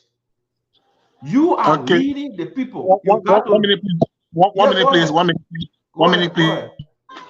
Yeah, so I'm announcing my departure from the show right now. My battery is 3%, and I need to really get off before it goes off on me. Thank you for the time, and those of you who are still following, keep following. Dark remains here with my man, Sam Walker. They will continue with the show and bring you all the latest you need to know and to hear. So I'll be off or down, and while my phone goes off, I will be sending it on charge. And tomorrow morning, I will not be on the internet until tomorrow morning. Thank you for following, and thanks for always being around when we on the show. All right, Patrick, thank you. Have a good day. All right, so Sam, so the two of us, we're going to have we'll get it. So, I mean, if you have any thought on the president's suspension, any thought on that, so we can go to the next thing. But I think I'm sad, I'm disappointed at the citizens of people of SADO County, including the leaders. The leader of Sam Walker, Mr. Samson Weah, representative of District Number 2, the man, he refused to declare his asset. The senator for our entire county, Duncan, refused to declare his asset. Augustine Quiah, the man that preaching law 24/7 on Facebook, he writing articles upon articles. He refused to comply with the law. And of course, I'm happy that Sonny Boy Noah met the requirement. I'm happy that Romeo Quioh met the requirement. However, they need to publish their assets so we can see what they own. Okay, it's one thing to declare, but another thing to publish it like Joseph Boakai did. How many lands he got, how many houses Joseph Boakai put it out there, so that we know that the president is not hiding anything from us. But we want to know how many gold rings Romeo Quioh got, how many gold watches he got, how many gold bangles he got. We also want to know how many gold rings that Sonny Boy Noah has. We want to know that. How many rings that Sonny Boy Noah has. We want to know how many Varagamo shoes he got. We want to know those things. You can't keep it in the closet and just say, oh, I declare my asset. We want to know how many Varagamo shoes, how many Dolce Gabbana shoes, and then how many Versace sunglasses. I mean, we want to know those things. How many, the quantity. Put it out there so we can know. But Sonny Boy Noah did not tell her that one. He said, you know what? I'll just declare. I'm not going to tell the people what I'm declaring. I will hide it from the people of SADO County. Romeo Quiah said the same thing. I will have all my gold and diamond for the people. I'm not going to show it. You know, and that's the problem I got. But at least they met the requirement. No, so Sam, let's switch gear to another thing. If we have something else, before we slip on this, just a minute. The leaders from the country, from our own country who declare their answer, I want to say thumbs up to them because they follow the legal requirements. And in one of your analysis, you said, I mean, the leader. Why is it that? Why the hidden motive are they having, of which they did not publish it? I think if you look at it, publishing is not by law. It is not mandatory that your asset is published. Declaration is the central point in this entire thought. So once you declare it, I mean, the other one, by not publishing it, I think that's something to really focus on. The leaders, somewhere they not declare an asset.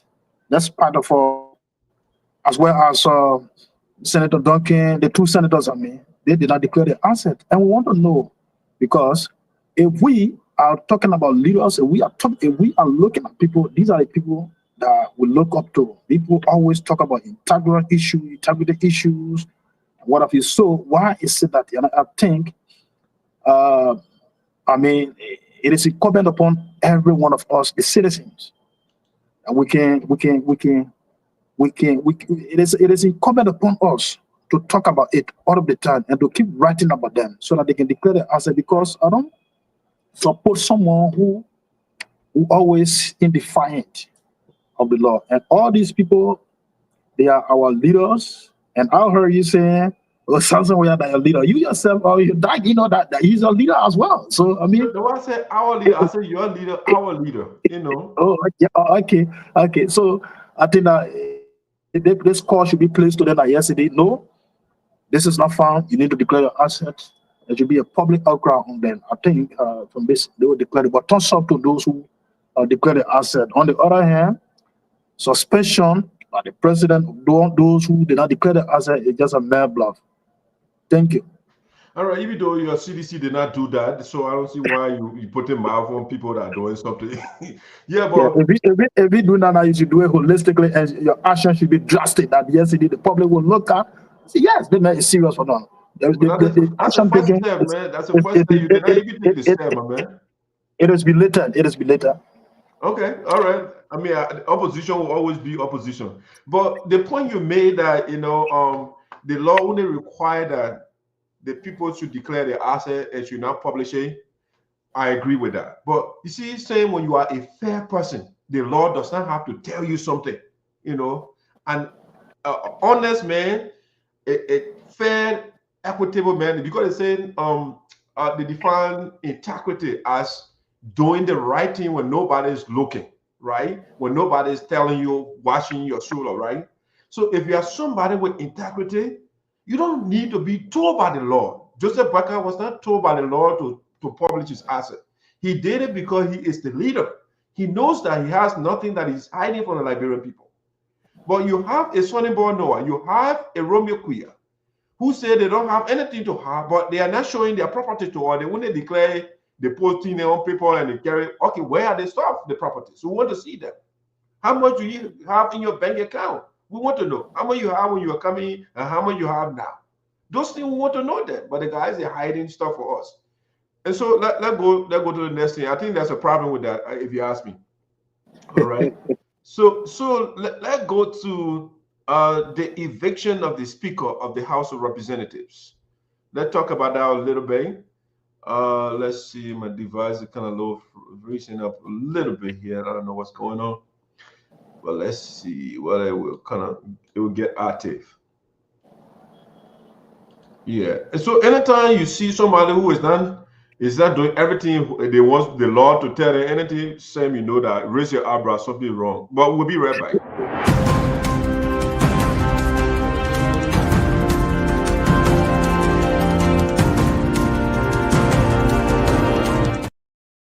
Fonati. All right, guys, welcome back to Voice of Sinoe with Sen and Esoteric. Patrick just left us. Sen, I wanted to talk about the speaker, the former speaker of the House of Representatives, Fonati Koffa. I mean, his property, the office, I mean, which I think you follow, the office that he once occupied, I mean, his property basically, they burst the door open, and his property, they did an inventory for the new speaker to go in there. What do you make of that whole scene? What went on? The Koffa refusal to turn over the office, and they have to go to vandalize the doors and stuff like that. What do you make of that whole thing? Well, Jack, this is a country by law. As a matter of fact, despite I'm not a supporter of violence, but if a statement emanating to you from you, I mean, have some level of violent talk in it, then need to tell law. I think you are aware of need to tell law. Yes, yeah, hold on. Let me see. There's a caller here. Let me see what the caller has to say. Hey, Wara. Hello? O'Hara. Hello? Yeah, are you getting me now? Yeah, you're live on Voice of Sinoe. Do you have any contribution? Yeah, I have numerous contributions to make in my few minutes that I will be speaking. But firstly, let me use this time to appreciate you as Sen Walker for always keeping the people abreast on issues of national concern. Firstly, I would like to throw light on the evicted of former Speaker Fonati Koffa. And I see people using the word vandalized. The first and foremost thing, no lawmaker owns an office, especially for the speaker position. When you are a speaker, you have that privileges, you have certain privileges attached to you. In an event where you are no longer speaker, you do not hold on to the office. Fonati Koffa defeated Roger Kun with just 5 votes. Fonati Koffa lacked the leadership.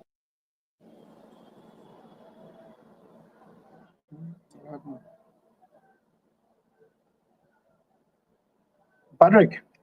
To leave the office when you are already. Are you there? The people who have used speaker in most of the recent posts, you have always acknowledged that they remove you as speaker. So why are you doing it in the office that belongs to a speaker? So Fonati Koffa was written 5 different occasions on the same turning over office issues.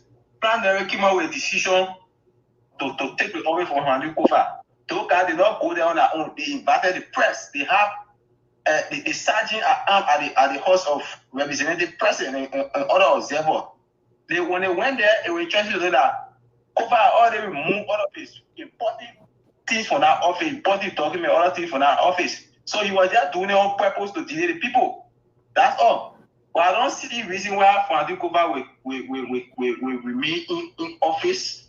I mean, we choose to keep an office that he has no reason keeping. They are taking the car play for him. Roger Kun using the car. Roger Kun car is parking to where he used to park.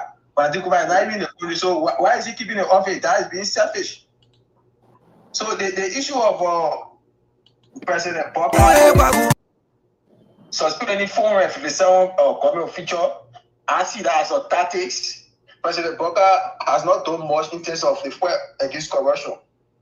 That is an epitome of deception. He's a deceptive old man. This old man has 99.9% of his senior government officials are still in political party, contradicting the same code of conduct that he claimed to be promoting today. The lack of Amos Tuel, the lack of Mo Ali, the lack of Corina Kraktoba, the lack of Tabe, his chairman, who is the board chair. There are many, all of them, they are in position today. They went to the LCC yesterday in their political party portfolio. wherein they should have been a job performing government duty. They went out working out as party official to LCC. And LCC to them, you have law. They were clear. The job, but you have been government, again, have government job as in a party official. These are things the credit activity for the credit jealousy coaching when you were serving as youth chairman and city mayor. The credit when you were secretary general and city mayor. And so that you honestly after 1 year before 1 year so more President Boakai come out to suspend people. 99% of the people on that list, list are people from SADO.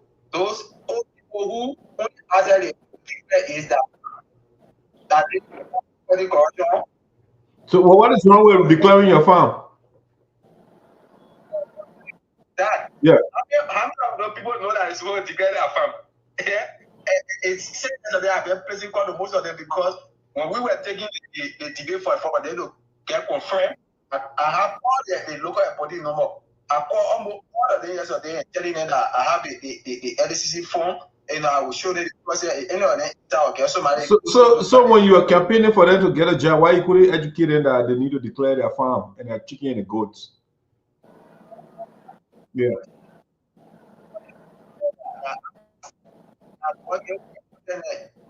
Even I go campaign, I said go declare. I said, I play my as an advocate to inform the as well as Senator Romeo Quiah, and they said the people did not campaign for them. They can confirm. I said it was anti-democratic the article of the Library Constitution. Now for them access, they have that bosses. Peter, who is that immediate was in the country refused to do that asset to declare the asset. This for example, when they grant the drew of the president of the Republic of that in Sano Peter Yusua does not even know why his asset or ability. How will local official follow? I expect Peter to even tell what the car because the president gets script mandate. Tell all government property. I will be in Sano money. If we see Peter in the superintendent car, will take sure legal action against it because it will be already illegally. So that's the issues. Those people will help them. Those who don't know that way forward will help them. Those who know that way forward, they should do the needful. So last day that I don't know the issue of Representative Noah. You know, I've been following you coming down high on Representative Noah, and then on a very frank basis, I'm not a fan of Representative Noah. Everyone can bear me witness. O'Hara, before you go, few O'Hara, just few questions. One question. O'Hara.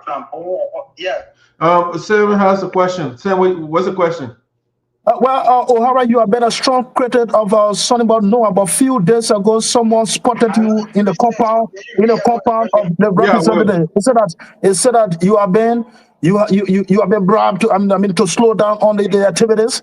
Is that what you're getting? So he is asking you. You used to be a staunch critic of Sonny Noah, and lately they seen you seem to be a mujahideen of Sonny Noah. So have you been bribed to do so? He was spotted in the compound of Sonny Noah. They say you were spotted in the compound of Sonny Noah. Were you bribed? Well, Doc, one thing since you understand, there's a distinction between Sam and I. You understand? Mm-hmm. Sonny Noah is a lawmaker. Sonny Noah defeated my candidate. Sonny Noah is a leader currently. Okay. Coming on social media and criticize Sonny Noah, you know, I see it as unnecessary at this time. I'm trying to tell you that of all the things Sonny Noah does on Facebook, whether from his wealth or not, Sonny Noah is among those few lawmakers who are doing well in a district Sino. What law has Sonny Noah sponsored? What bill has he sponsored? That I'm not aware of Sonny sponsor any bill. I said in a district. I did not say bill at the hall. No, hold on. Because hold on, O'Hara. Because when we are doing analysis, we are discussing the person's responsibilities, right? So if the man is becoming a humanitarian, we don't care for that. We're talking about what he was elected to do. You just told me that he has not sponsored any bill. Okay, when the budget was being allocated to the various county, the budget here in the Quioh Liberia, Did Sonny Boy Noah participate? Doing the budget hearing that we all know the crisis that are at the house. We have a divided house. No, so go ahead. Sorry, let me not interrupt you. Go ahead. You are very knowledgeable of the issue led by Sam. We have a divided house. I'm telling you that Sonny Boy Noah is one of the few lawmakers who is doing well back home. So Harold, let me hold you there. So let me hold you there. Let me hold you there. Let me hold you there. So the answer to that question is he wasn't present during the allocation or the budget hearing. He wasn't around. That's the answer to the question, right? Around because we had a divided horse. Oh, so okay, so you decided to follow Koffa. He was being Koffa. He was a disciple of Koffa. Okay. So even though he signed a document for Koffa to be removed. But okay, let's go to the mayor has not answered the question. Is it true? Yes or no? It's a yes or no question. It's not on a humanitarian basis. Somebody is using his oversight. So but let answer same question. I mean, were you bribed? Yes or no? I'm getting the same question. You understand? Okay. If I the former thing, Sonny cannot bribe me. You understand? Why? I have no permanent friend, no permanent enemy. Why the man can bribe you? Why? Because Sonny Boy will not want to. You know that an attempt to do that, I will kind of very high on that. Why was Sonny Boy? Because Sonny Boy Noah bribed the party CDC guys are supposed to conduct election in SADO during the primary. The man bribed them. They never had primary. The next day, the people came and declared their Say what part of those people that were bribed? They don't have moral. That same way they sow the seed of Noah. But as for me, I am O'Hara, hold on. That's what you are. Same. Were you bribed by Sonny Boy Noah during the primary? I was not even in the. I'm not. Die. I think die. Okay, let's get O'Hara off the phone. We can talk. O'Hara, your talk. Go ahead. So last day, I just want us to acknowledge the fact that whatsoever Sonny Boy is doing in the district is not on the basis of being in Nigeria, a lawmaker. He is using his oversight to do those things. Now, at the House of Representatives, what is he providing oversight over now? I mean, he's not doing anything. Is he providing oversight? Because you have to put fundings in the budget, for example, and then you provide oversight, you monitor it, and make sure that the money is spent for the intended purpose. But Sonny Boy Noah, during the allocation of the fundings, you were not around. He said, you know what, for Koffa, that Koffa elected me, so I will be beyond Koffa. So what is he providing oversight over? So that I not aware of the communication sent by the office of Noah to review all concession in the country. Is that not oversight? All concession. Who read all the concessions? Sonny Boy Noah read all the concession in the country. Sonny Boy said they should review all concession in the country. That's oversight. There are a lot of bad concession we are aware. That's oversight. Especially the committee on commerce and industry. O'Hara, before you tell people, hold on. O'Hara, hold on a second. Before you ask somebody to review the concession, right? You must have read them. Did Sonny Boy Noah read all the concessions in the country before you're asking people to review them? Very good question, that. Now, if I'm a lawmaker and then I'm seeing most of those concessions near area, the people are protesting that led to the death of a lot of people in Cape Town. You know, at the time, there is people for me to call on the legislature that all of those concessions that are creating problems, leading to the loss of life. It is prudent that we review those concessions. Say we are in a new legislature, the 55th, to avoid real having Cape Town. That's oversight, and that was done. So it is oversight. The construction point are going there where the rule or I hope building were being damaged. The man is putting it back, whatever that let you report or not, it's fine oversight. So we should be appreciated for that. It's not the Sonny, but I'm not saying why would you attribute a attitude to me?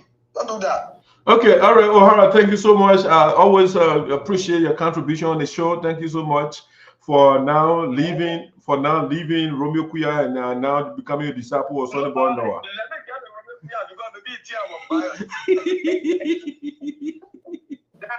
Yeah. I have a very serious issue with Romeo Quioh, and I will try to book down to be on a show. You understand? Okay.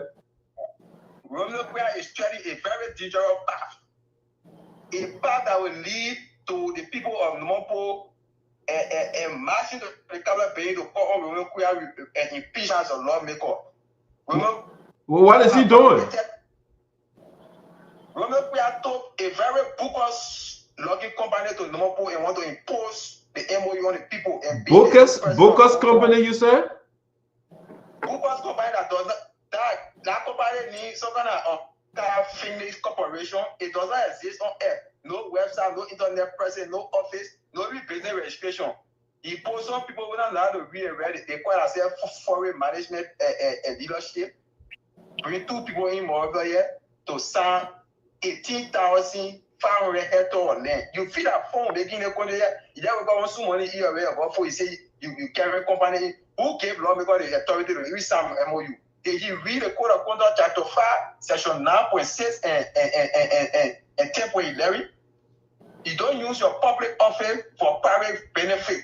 Not because you are a forestry person, you were with FDA yesterday, you will carry a company to exploit our people.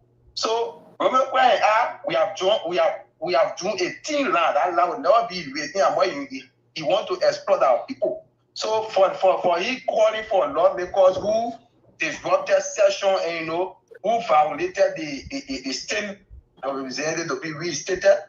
He's not a lawyer body or citizen. Every lawyer body citizen will do things in accordance with the law.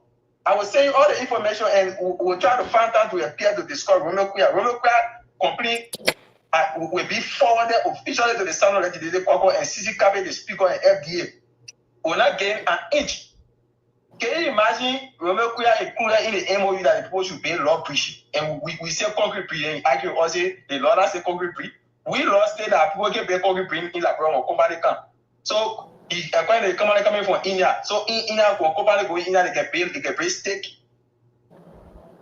But we always be on the develop because some separate lawmakers want to certify a personal advertisement. But let them be aware that if they ever did anything bad down there yesterday, some of us were not around or we were not born. Now we are around, we're not happy. So we have a pending lawsuit against Romeo Quiah. You will see Romeo Quiah in court. All right, let's see how it plays out. But that's a major concern. We want to validate the veracity of the information you are giving us. We can opine on it now until we get the document to prove what you are saying. Yeah. To you after I drop it line. Okay, thank you. Those specific will be forwarded to you. Don't do that.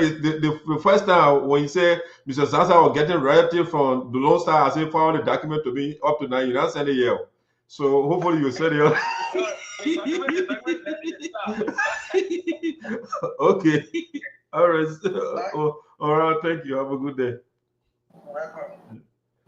All right, sir. So the man indicted you, man. So you say you are bribed or something, but no.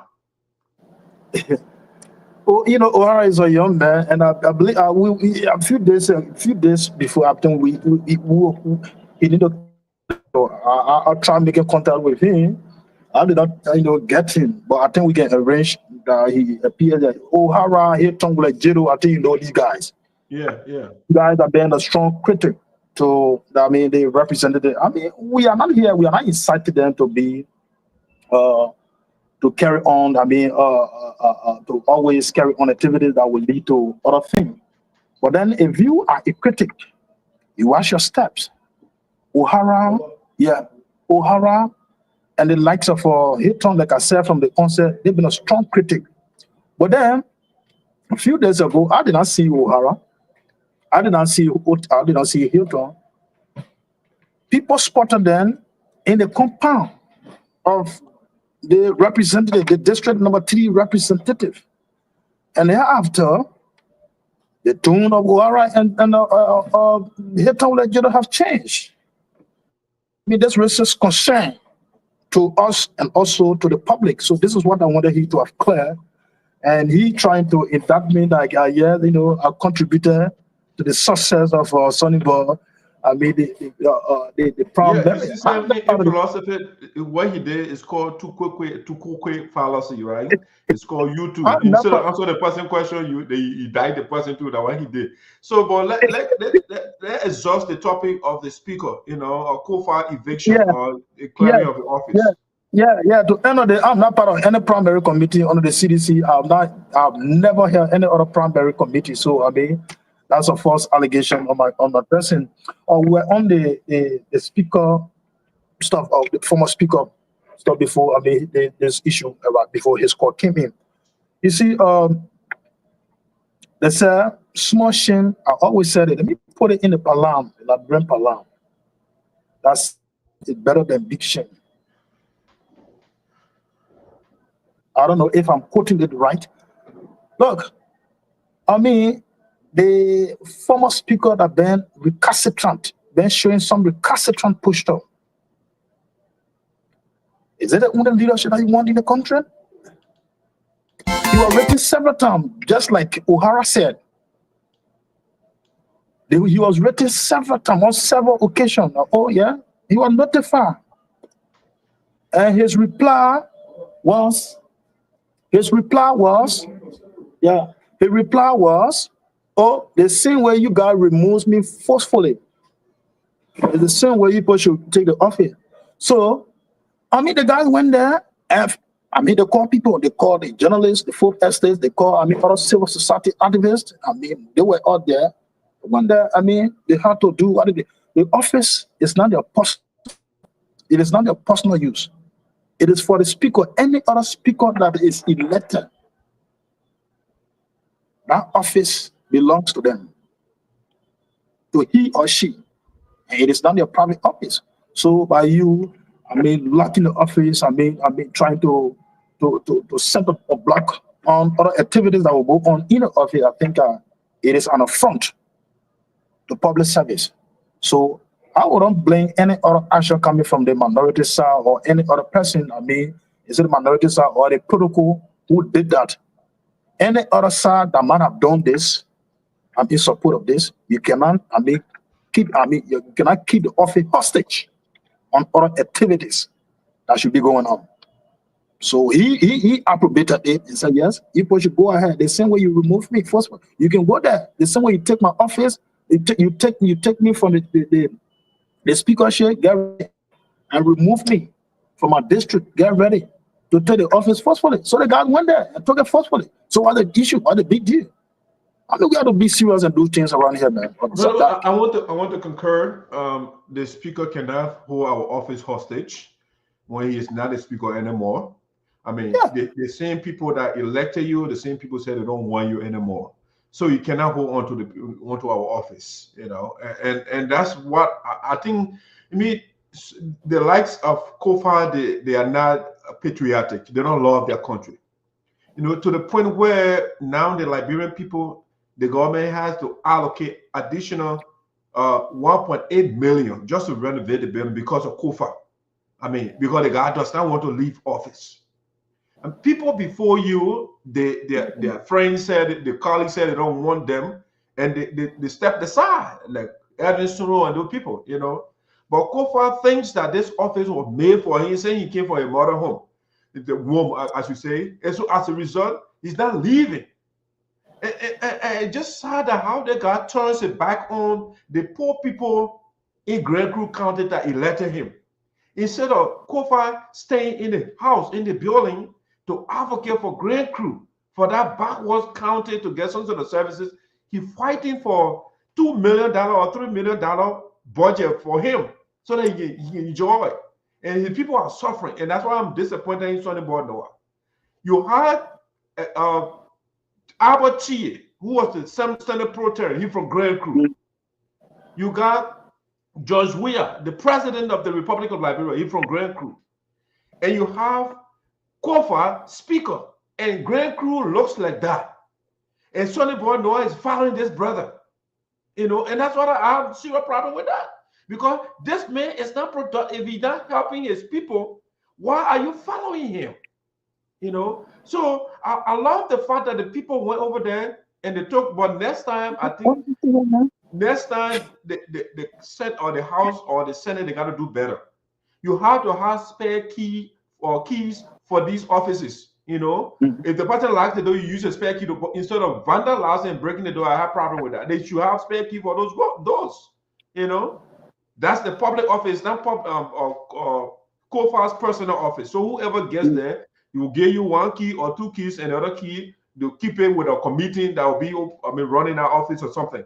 You know, so just in case anything that happens, we'll be able to open our door, and the next person goes in there. You know, but I hope that Koffa will be suspended and ultimately maybe expelled, because I saw this article on Facebook and they're talking about that, because the guy has been he's about to be suspended because you have been absent for the period of 2 months. Right. He's not doing anything for the people of Grand Crew. He's been taking pay. He's been receiving his salary, incentives, every other thing. Okay, so Sam, that's the paradox. Yesterday, we had some of my senior brothers and I had a conversation about him yesterday. And I don't understand how you can say you were not sitting on the gavel of Richard Cohn, but then the money the mayor approved, you are taking the money. You know, what sort of consolation is that? You know, you can say on the gavel, but you take the money the mayor approved. So come on, dude. What are you doing? It's about money. That's why Koffa is over there. It's about money. It's not about the people that he is serving. The people in Grand Crew County are saying that the mayor obliterated the people from his mind. He's just about money. He absent you. This is not about vexation. This is legislative politics. Okay, your colleagues don't want you. Okay, you still get your budget. You still lawmaker, advocate for your people. Let resources go to the county. Let the people be taken care of. It should not be about anger. You're not going to work and staying home. But the people gave you the job to do. The people are Grand Crew. They give you the job. They are suffering, and that's why they send you there. And so I want to call on the citizens of Grand Crew. Fonati Koffa is not for you. That is why he has abandoned you for a couple of months. He is not there. Like Sonny Boy Noah, our districts are abandoned. The people, district number 2, Grand Crew, and district number 3, SADO County, they are abandoned because the lawmakers, they are not there for them. They are there to get long convoy of vehicles, to get multiple cars in their garages or in their compounds. And while the people are suffering, they go to upscale hotels, they eat the best food. And the people are suffering in the country. That's why you have Koffa, and those people are there for. And then the people of Grand Crew, they got to stand up now and say, you know what, you have abandoned us for months, and it's time to leave our office. They can take the mayor from there. Or they can speak through the House. The House right now, Richard Cohn, who is a speaker, let them take this guy from there. He doesn't care for the people of Liberia or the people of the district. He doesn't care. Sure. He's just from the United States. The people, they suspended him. They didn't suspend him. He had been fighting. He came to America. The people having fun, chilling, enjoying, drinking the best water, best alcohol, and everything else. He was having fun here. Why his people are suffering in Grand Crew? The budget hearing went on. He was not there to advocate for people for money to go to Grand Crew County. You know, and so Sam, I don't know what kind of leaders we have in that place. They say they're educated, the arrogance our people exude when they know little thing, my man. It's so horrible. I can't stand our people. It is not about arrogance. It is about, the desperation. Because when you in that, that if you are in that area, and somebody is removing you from there, you know why you are earning, and why you are earning, the people that you were representing or that you are representing, they are not feeling the trickle-down effect, but you only amass it for yourself, for your personal use. So this thing hurt them. So it is hurting you. Oh yeah, what I used to get that big before, I will not get it any longer. I'm frustrated. This will not happen. You know? Yes. So for example, when a house got burned, they gave you millions of dollars. You know, they gave you some money. The people in Grand Crew, they didn't get anything. The people have been suffering for years. Of course. So that's that. These are the things that they think of. That when this is when they get in that position, they will try by all costs, tie the set around. That they won't like to move. They won't like to exit. Very safe today. I think we are getting there, making sure.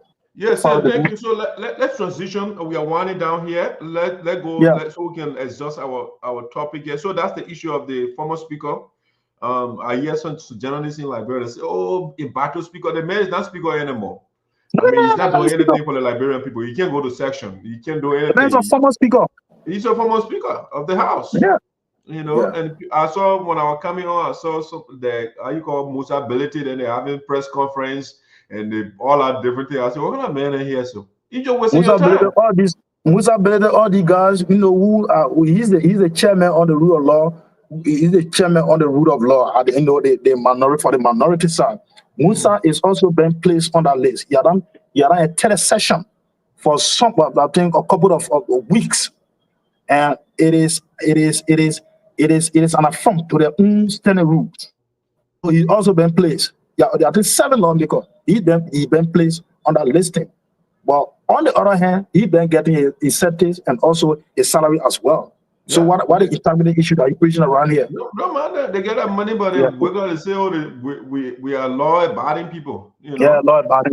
So let's talk about district number 3 for a second here, Mr. Noah. As a matter of fact, when we were coming here, I think I wrote a post. Let's see what I can bring Oliver on here. He wanted to say something. Let's see. Hey, Oliver, hello? Let me see what I can call him back. He will be live on the platform. It's about phone call. Phone call. Oh, okay.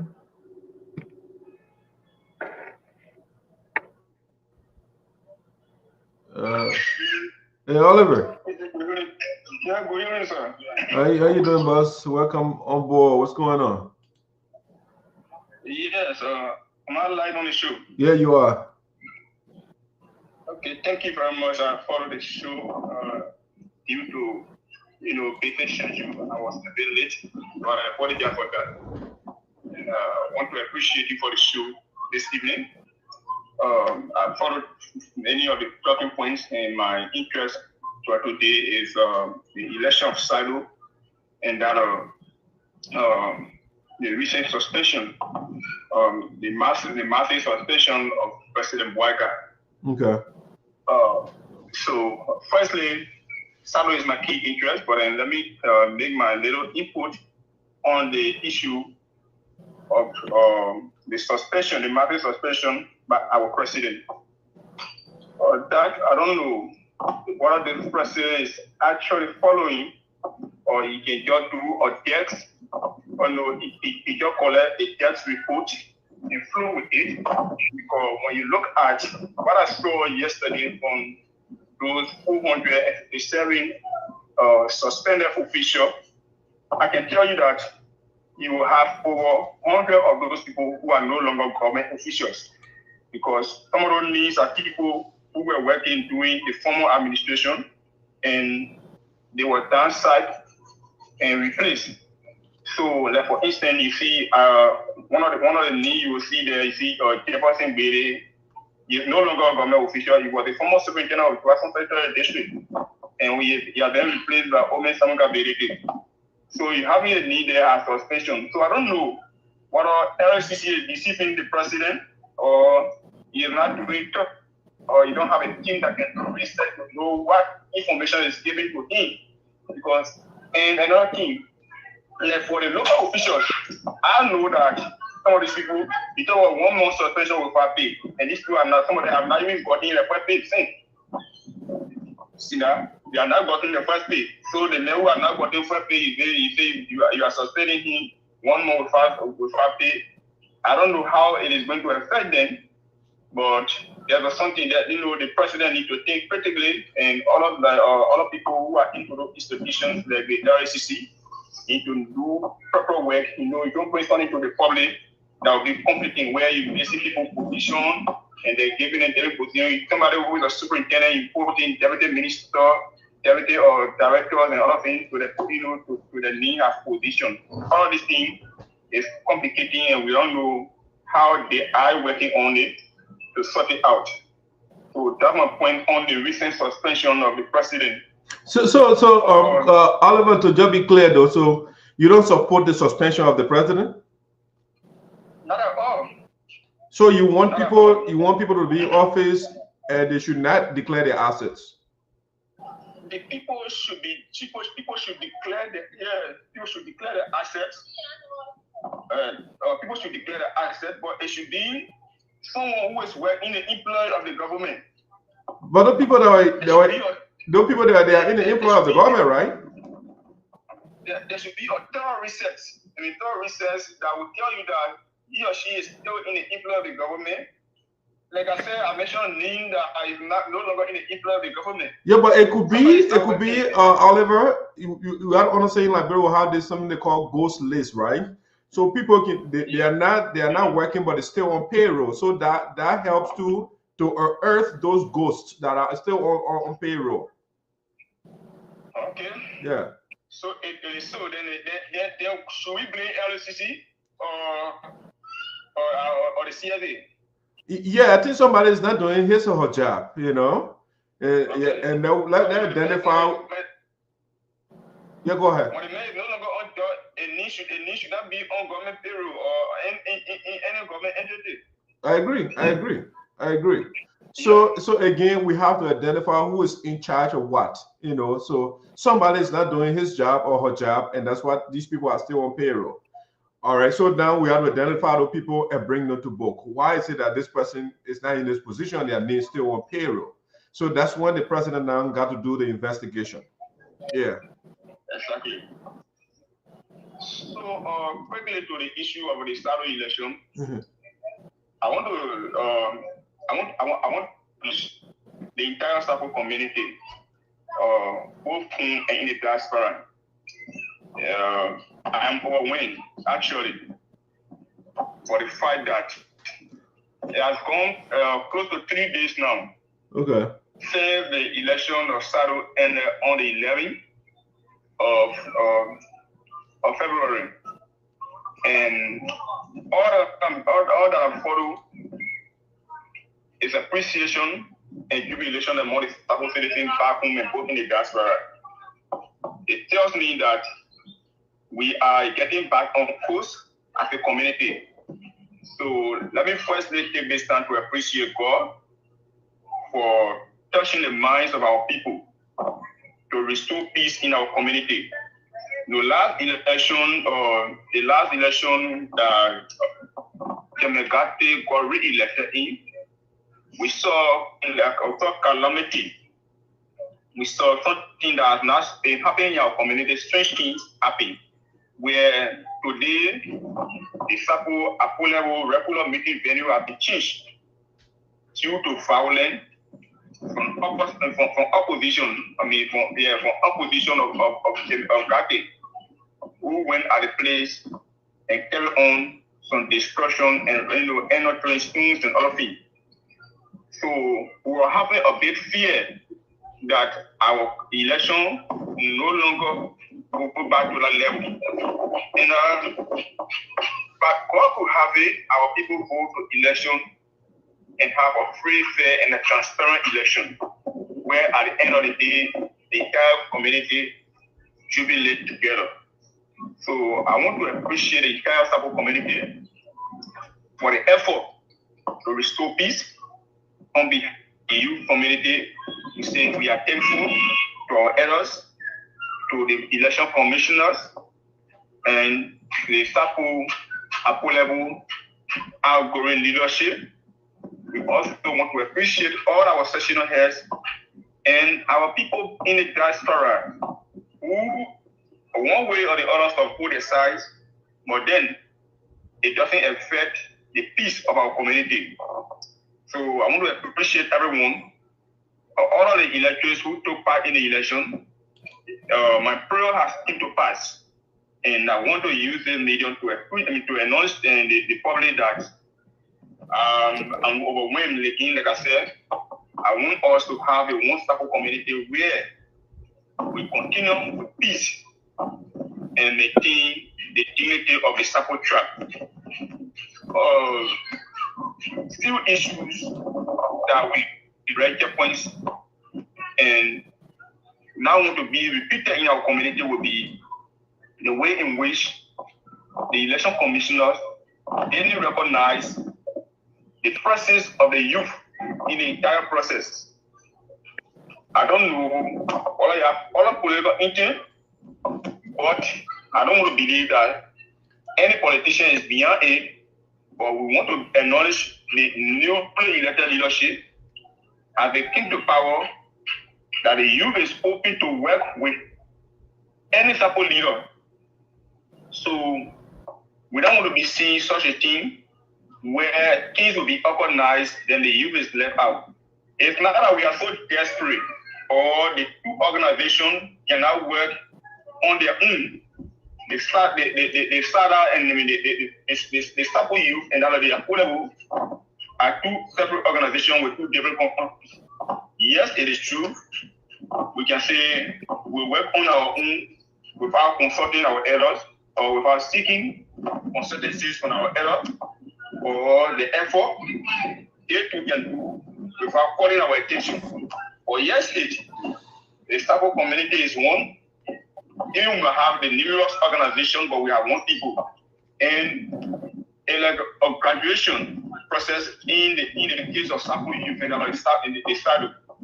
If you live in SADO and you are living the Sarpo youth, you expect yourself to be at a level of SADO, the Sarpo Appoliabo, because you are practicing something at a level of the youth.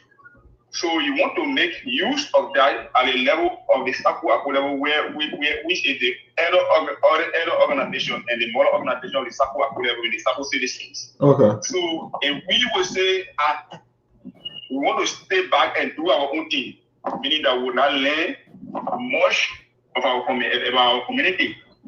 Meaning that tomorrow, if we want to extend to that level of our Appoliabo, we will not have much knowledge. Like for instance, the conducting aspect of election, why we want to be part of it. You come tomorrow, we might be called upon to conduct election of Sarpo Appoliabo, and we don't want to be questioned because oh, but this thing was not happening a few years ago. How can you come here and you want to establish the other process? So we want to follow the footsteps of those who are doing it now, who have the knowledge, who have the know-how, so that we can follow the process.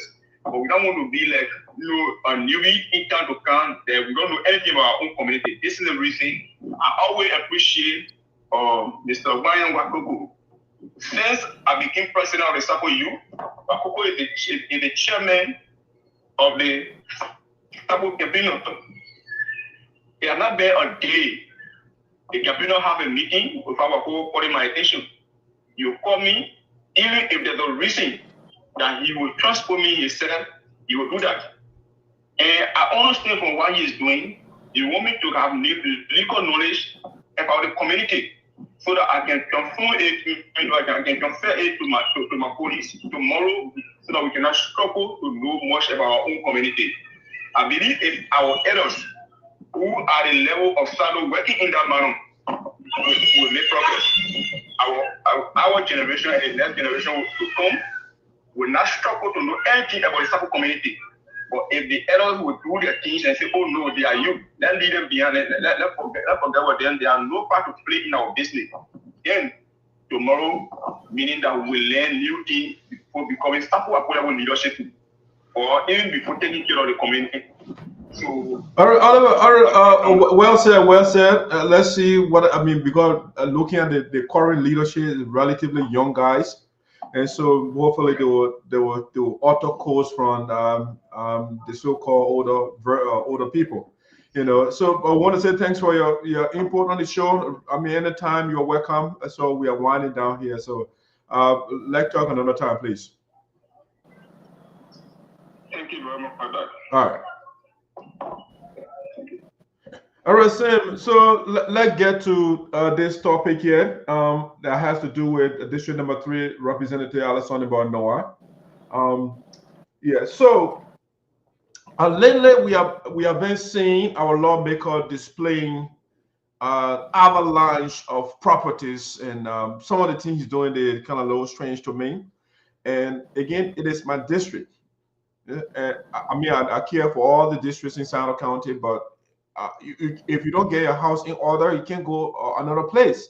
So I want to hold my leader accountable for what he is doing. I don't know what got over him lately, and Sonny Noah has been displaying all these houses and cars on Facebook and what he can eat and what he cannot eat. I mean, it's a strange, Sam, how our people are suffering. Let me see. While I can play this, I can show you some. So, some of the things I'm talking about here, say for example, let's take this for image. When I went to Liberia, I went to the Royal Grand Hotel. I went there to meet one of my friends, and Sam, I don't drink alcohol, right? But I went there. I had to offer my friends over there. But Sam, they had. I think my friend had like 3 or shot of I think Hennessy or something. I'm not an alcohol person, so I'm familiar with those things a lot. 3 shots. You know how much I pay? $75 US. 75 for 3 shots. And our lawmaker who was suspended, who is not working for us, I mean, he's going to Royal Hotel to have lunch and dinner. I mean, and then the worst of all, the man is putting on Facebook and teasing us. We are hungry inside our county, district number 3. We don't even have it to eat. And our lawmaker is on Facebook and displaying, I mean, a bowl of fruit. You know, I mean, it's saying, what is happening to our guys, man? What is happening to the guys that we call leaders in Liberia? I mean, Nathaniel McGay was doing similar thing. He got a big plate of chicken and things on his plate. The opposition, they put that all over the place before. So why is Sonny Boy Noah doing these things? When our people, the people that he represents, their life is not improving, nothing is being done, no jobs, no road, no electricity, no hospital, nothing. Everything is a mess in Sinoe County District number 3. But this guy is on Facebook and flashing his cars, you know. I mean, what is he trying to demonstrate? What is he trying to prove to us on Facebook? When the people he's leading, they better get it to eat. Pregnant women are riding motorbike. And they said the man gave up ambulance before, but we can't see the ambulance anywhere, you know. So, I mean, I don't know, Sam. I mean, this guy, you are a relatively young man, and basically he represents you. What he does, it will reflect on the young people of Sinoe County. The people will say in the near future, we tried the young people before, we tried something, but all he did was bought cars for himself and park them in his house or in his compound and put them on Facebook. And he going around, I mean, to the highest defensive restaurant, putting food on Facebook for us to be teased. You know, I mean, that's what I'm saying here. And that's not how you lead your people. This is not leadership. This is called callousness. When the people, like somebody is hungry and you are sitting in front of people and I mean, eating all the food and you are not giving the person anything. That's what is going on here. So Sonny Boy Noah is going around and doing all these things. And so saying, what you make of it, man? I'm getting frustrated with Sinoe County, the leaders. I'm getting totally frustrated. So now I want to just leave it. But then again, you can't make a change when you leave because those negative agents, they are not going anywhere. They are there to affect the people. They are basically leech. They suck the blood of the people. They enjoy, and the people are getting skinny, they are getting emaciated, and they don't get no jobs. And periodically, they will take Bono or Zing and they say they're running Vitin Town Hall. But the people are sleeping in mosquito-infested buildings. But you say you're running Vitin, the people don't go in town halls. No, they don't. Once in a while, when people come before they can go in those buildings. What's about getting electricity for the people? What's about getting employment opportunity for the people? But nothing. They just do things that will distract the people's attention from the major thing that's going on. It's about politics, you know. So, say, what is your take, man? I'm getting frustrated with Sonny Boy Noah. Yeah, I can't wait for 2029 to remove the man. Well, thank you all so much, Dyke. The issue of our leaders, you know, it is our responsibility to talk about these things. All we want is one, good governance, best practices, things that you will do that will lead to, you know, productivity, growth, and development or what you project. Any other leader who does that, that person is a transformative leader or transformative leader. This discussion, I don't think it should be centered around the district number 3, only be centered around only the district number 3, okay, representative something about Noah. But this implies to all of the lawmakers in Sinoe and even Liberia at large. Not only Sonny Boy alone. So people may say, or he, the lawmaker, will say, oh yeah, I'm working for my money. I make money. I mean, I can go to any other area. I credit, I do what I feel. I'm a business, you know, I do my business somewhere. So it is not. So what I'm saying here, that is, as a leader, your primary goal or your primary objective is to serve well, work in the interest of the citizen that have elected you. Further part, I mean, you will be questioned. The representative of district number 3, Sonny Noah, have worked before. We all know him. He have worked before. He worked. He was the director at the Samuel Afri Ross Port, and we know how he served. He served the people. He served there. I mean, he's somebody who have not just come from the slum and just won the election. I want to be a little bit objective here. We did not take him from the slum and elected him.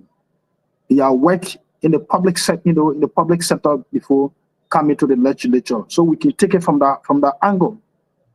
But what we're looking at here is that yes, there are other things that you should be doing now. The 55th legislature, we always heard them, they always say, oh, we are challenged, no fundings. I mean, the district development, this other one.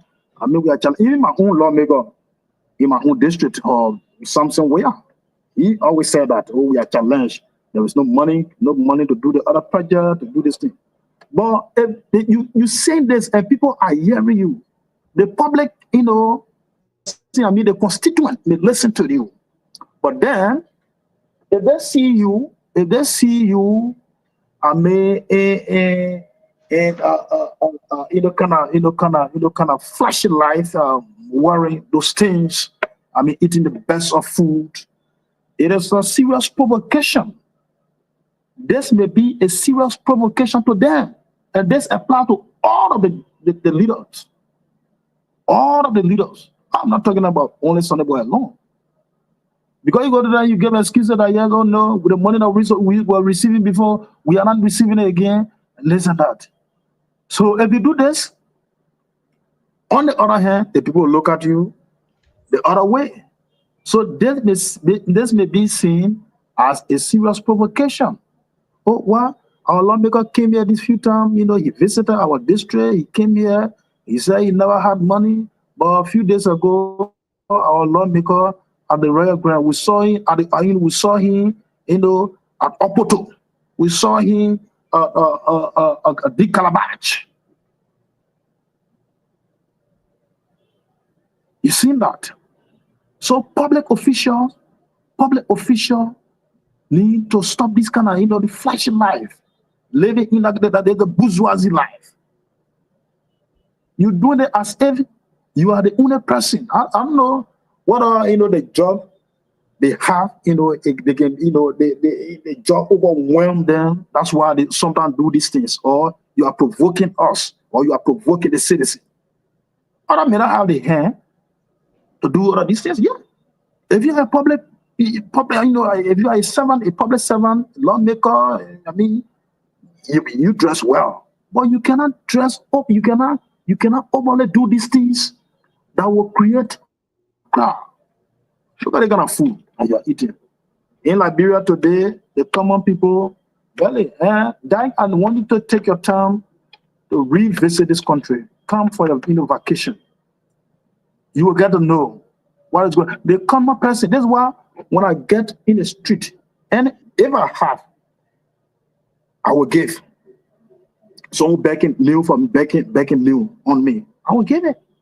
It is not that the person is not serious, but that space has not been provided them to get them. Like yesterday I was coming, people, oh yeah, chief, I'm begging me, please help me with this, please help me with that. What they want from you? $50, $100 just for them to study a day? You give it. The hardship in this country is too much. And you go into your constituent complaining that getting this thing, you're not getting this thing. But at the final analysis, the next day, they will see you in the kind of area where one shot, Hennessy is $75 US, or $150, for the big bottle, you buy $150, you see the entire table is filled with drinks. Who are you doing this to? No. It was serious provocation. We need to watch ourselves. We should not allow the job, the title, to overwhelm us. Our primary activities, objective, it should be one, seeking the interest of our people. Because that's the precinct of which our people have elected us. We did not get over there to do high class dressing, to eat the best of food, to eat the best of vegetable. You're there to serve. You're there to serve adequately.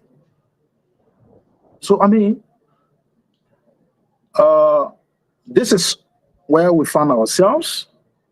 Until these things are stopped, our people will get to know that yes, indeed, this is what we should do. This is what we should do for our people. No. In district number 2, Dak, I don't know if you have been over there before. District number 2, when you get in district number 2, you feel sorry. You cry blood. You cry blood. We have the best of gold, all of the mineral that we're looking for. They're from district number 2. But what wrongs with our district? All of the concession companies that are there, the mineral companies that are there, our lawmaker, putting other things on side. Demanding the people that this is what you should do. We have freedom gold. Freedom gold. They did what have you. The freedom gold amount huge lot of resources from district number 2. And freedom gold is not there today. You have Hammerberg there. They are there in the same district number 2 doing mineral business. But then to even ride a bike to go in one of the villages, it is a serious challenge. Not to even talk about car rule. Is that how we will be leading? We call ourselves leader here. Being a leader, not just going to the people, giving them, oh yes, you can hold it $5,000 here, and find something. You seriously abusing the people.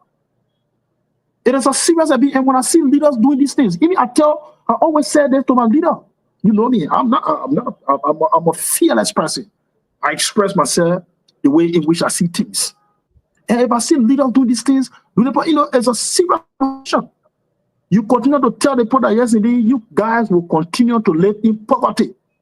Because you gave me the $50, you gave me the $100. What am I going to do with it? The next day you see me. About one cup of rice, I need to play gamble. I exhaust the money. The next day are coming to you. Would that always be the case? Would that be the continual process of our people? You have authority. The lawmaker. The lawmaker have authority. Why you not impose these things on the people that yes, our people just play lack of road. We need road to pass through Jericho, going. The J area, Dubai, and that for the other connected areas. But no road. So the representative, I think he is enjoying his own money. It is his own money that he's using. He's a representative. He gets paid every day, every month, and I'll be to that seat. He works. In the port, and a lot of businesses he did around here. So what we need to do now is that to keep telling these people, to keep appealing to them. Yes, this is what we should do, and this is what the platform is available for all Sinoe or for all Sinoe citizens. We are doing this thing not to just criticize people or to demonize them, but we are bringing them in the public space so that they can be serious to serve our people. So that's it. Yeah, thank you, Sam. Well said. Well, I mean, I just want to, kind of do a little review of what, the progression from, you spoke of the port of Greenville. Southern bus service over there was horrible. It was atrocious. Yes, he did not do well by us at the port.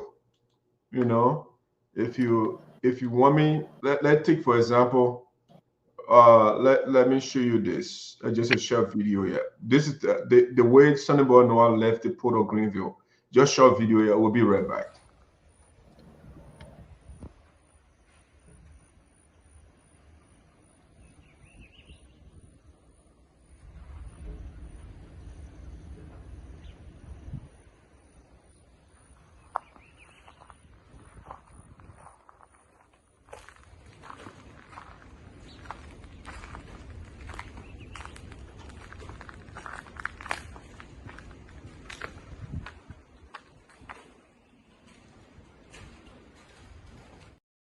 Just a little bit of the video that I don't want to, but so you spoke of the port of Greenville, and that's how something about. But why the port were looking at that? The boat was making wild money. Nobody knows where you're getting the money from, but he left the port like that. You could not even renovate those buildings, but you are living large. And you have to understand this guy, like. It's amazing how some people they operate, right? They think. Yesterday, Sonny Boy Noah was at this level. Let me know. He was right here. This is where the guy was yesterday before he started working at the Capitol building. This is where the guy was yesterday. In no time, this is the lifestyle of Sonny Boy Noah yesterday. He was eating Willie on the street. Yeah, that was the lifestyle of the brother. In no time.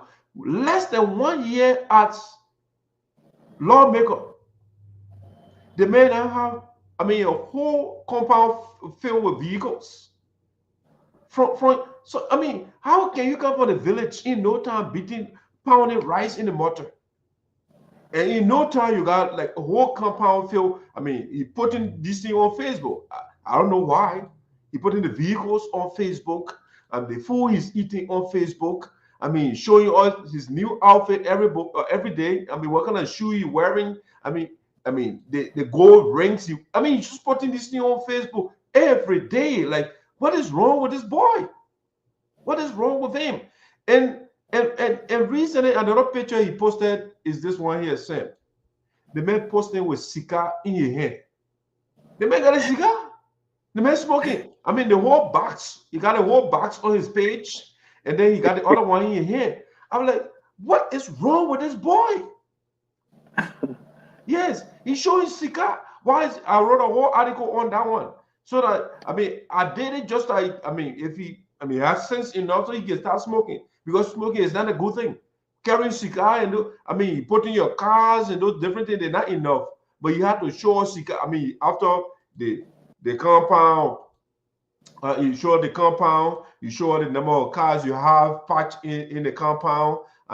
Where you go to eat, the kind of food you're eating. And then on top of it, I will show the people the cigar. He put a whole box on his page, including the one in his hand. I'm like, what is he trying to show here? What is he trying to prove? Is that how you lead a people? No, this is not leadership. This is recklessness. This is just, the guys who are been just a CMB, just go and shoot money and go and flash yourself. But this is not how a representative is supposed to carry himself. Right now, he's in the US. He's here to have fun. Meanwhile, for 3 months, he has not done anything for the people in our district. Nothing. No representation. He was not there when the people were sharing the money. He was beyond Koffa, So I don't know why we put this guy over there. I don't know what he's doing. So Sam, we got like another 6 wasted years of do-nothingism, because that he's just there to kind of enrich himself. That's what Sonny Boy Noah is there for. You just get the money because the guy worries about what kind of door he had to put gold door and bars and those different things on his house. I'm like, wow, this is what the guy thinks about. And then when you look at Charles Sinoe, how all these mansions all over the place, they are all forests right now and they're broken down. You know, so when you don't build people, or you don't take care of the people that gave you a job, sooner rather than later, you will be like the other people that are working around now that can't even afford to maintain their mansions. You know, so as a result of mansions, they tend to forests. You know, so somebody is thinking about properties, and not the people. You know, and I will continue to be on the man back. If the people don't like me for it, that's fine. But we did not take Milton Tiaje from there to have another Sarpo, Milton Tiaje, because that's the same thing Milton Tiaje was doing, getting properties for himself, flashing, showing BB rings on his finger and those different things. That's what someone funny boy Noah. The same thing those failed leaders were doing. That's what funny boy Noah is doing now. The same thing, word for word. Both men would say verbatim. You're doing everything step by step, word for word. That's what funny boy Noah is doing now. So, Sam, let close on the visit of Creighton Duncan in your district, in district number 2. You know, so let's talk about that. You know, he was saying, I understand he had a tour, an appreciation tour after, like 2 years, 1 year after winning the election before he go into our people. So, Sam, let's talk about that a little bit. What is it about? Well, the SADO county election, legislative presidential election was held on October 10. That election was held on October 10 in the entire country, and I left from there. I was in district number 2 is where I was, and campaigned vigorously for Senator Duncan because we wanted a change. We never wanted draconian laws and the dictatorial leadership that our lawmaker, Senator Tiaje, was involved with. So based on these bad, principles and bad, practices on which, he was petitioned, and thankfully he was elected. And according to my I have here what I took from the National Election Commission website, Senator Duncan, I won the highest vote in the entire county. I don't know who might have reached this far, but I think he's the only senator to have won this. So meaning that the citizen, they came out to have overwhelmingly elected him, because we have in Sinoe, we have in Sinoe the number of registered voters. We have 55,579 registered voters. And the polling precinct, we have 81 polling precinct, comprises of the 3 electoral districts. And also those out to the polling places, we have 40,864, amounting to 73.52% of what we have got. So we go back to what they got in the entire stuff. Senator Tiaje got the total vote of 11,168.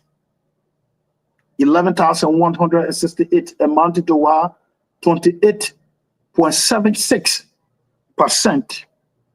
So going to COD, Creighton Omer Duncan got 20,470 votes. The total vote, amounting to 72%.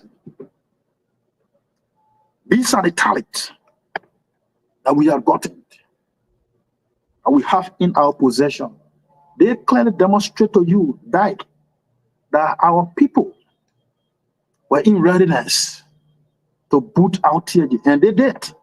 They booted out TJ. So it is incumbent upon you now, as a new senator who coming on board. I mean, excuse me, who is coming on board to change other policy issues, to change other things that will that will fall in the interest of the people.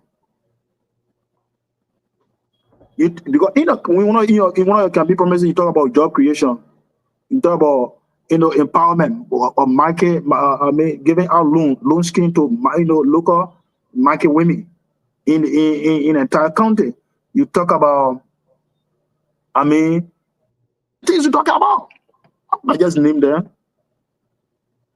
but the major ones are what we are looking at since you were elected. You haven't gone back, and now you're going in the district, in all of the districts.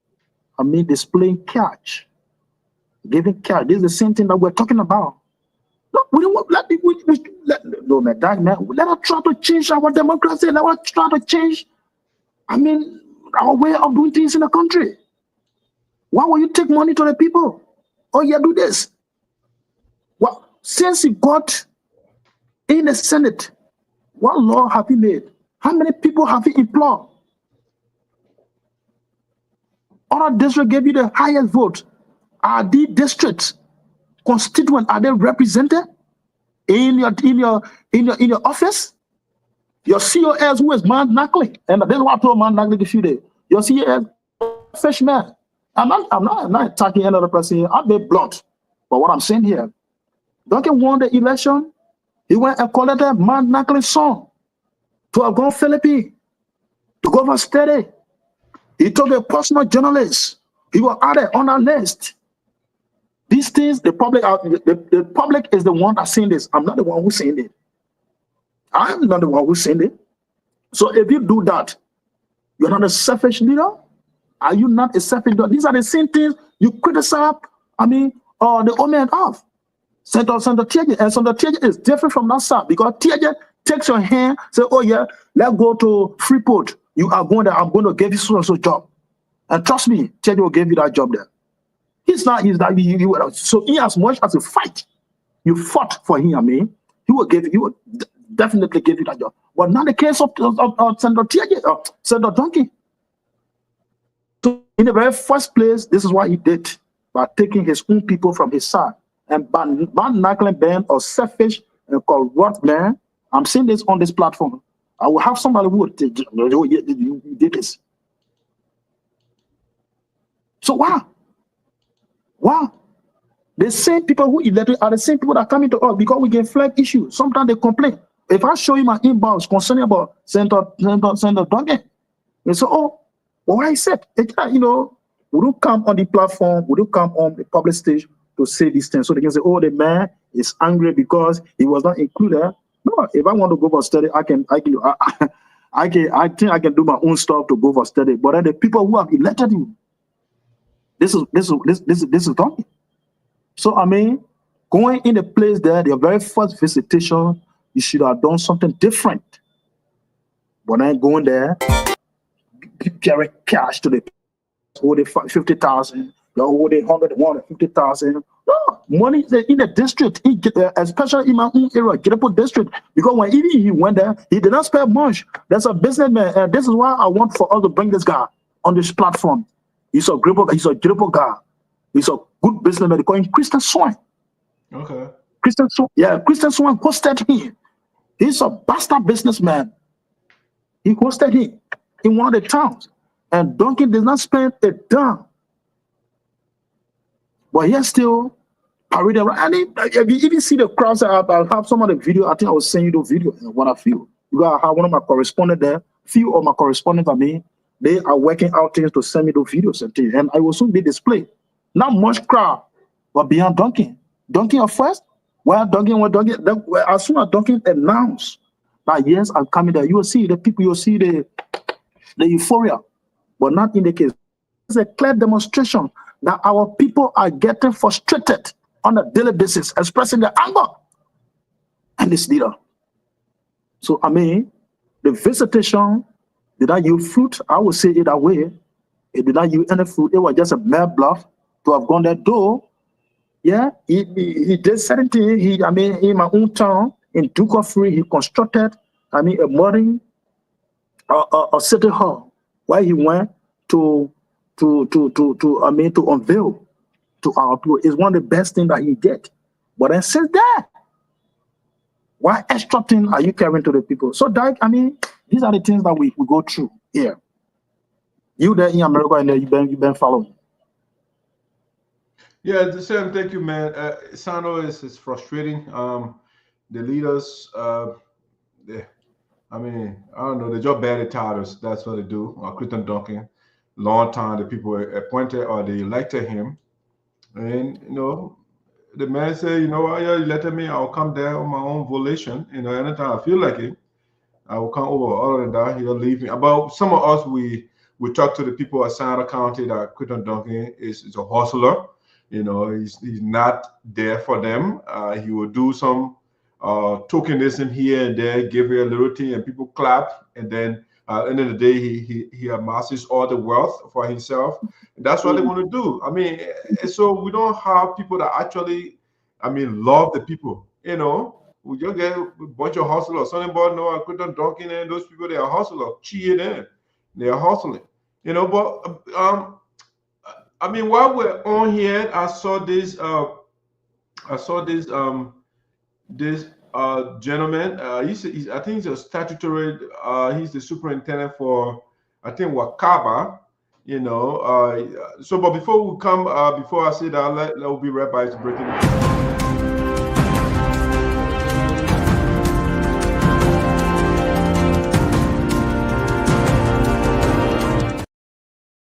All right, so this Quiioh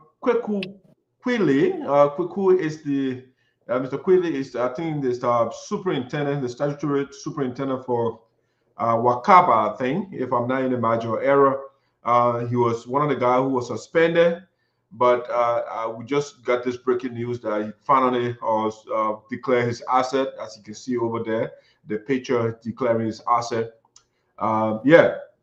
So we want to say congratulations to the man. You know, sometimes you got to put fire on the turtle bag, right, before it moves. You know, and that's exactly what the president did. So now the guys are fulfilling their I mean lawful duty, what they're supposed to do, what the law requires.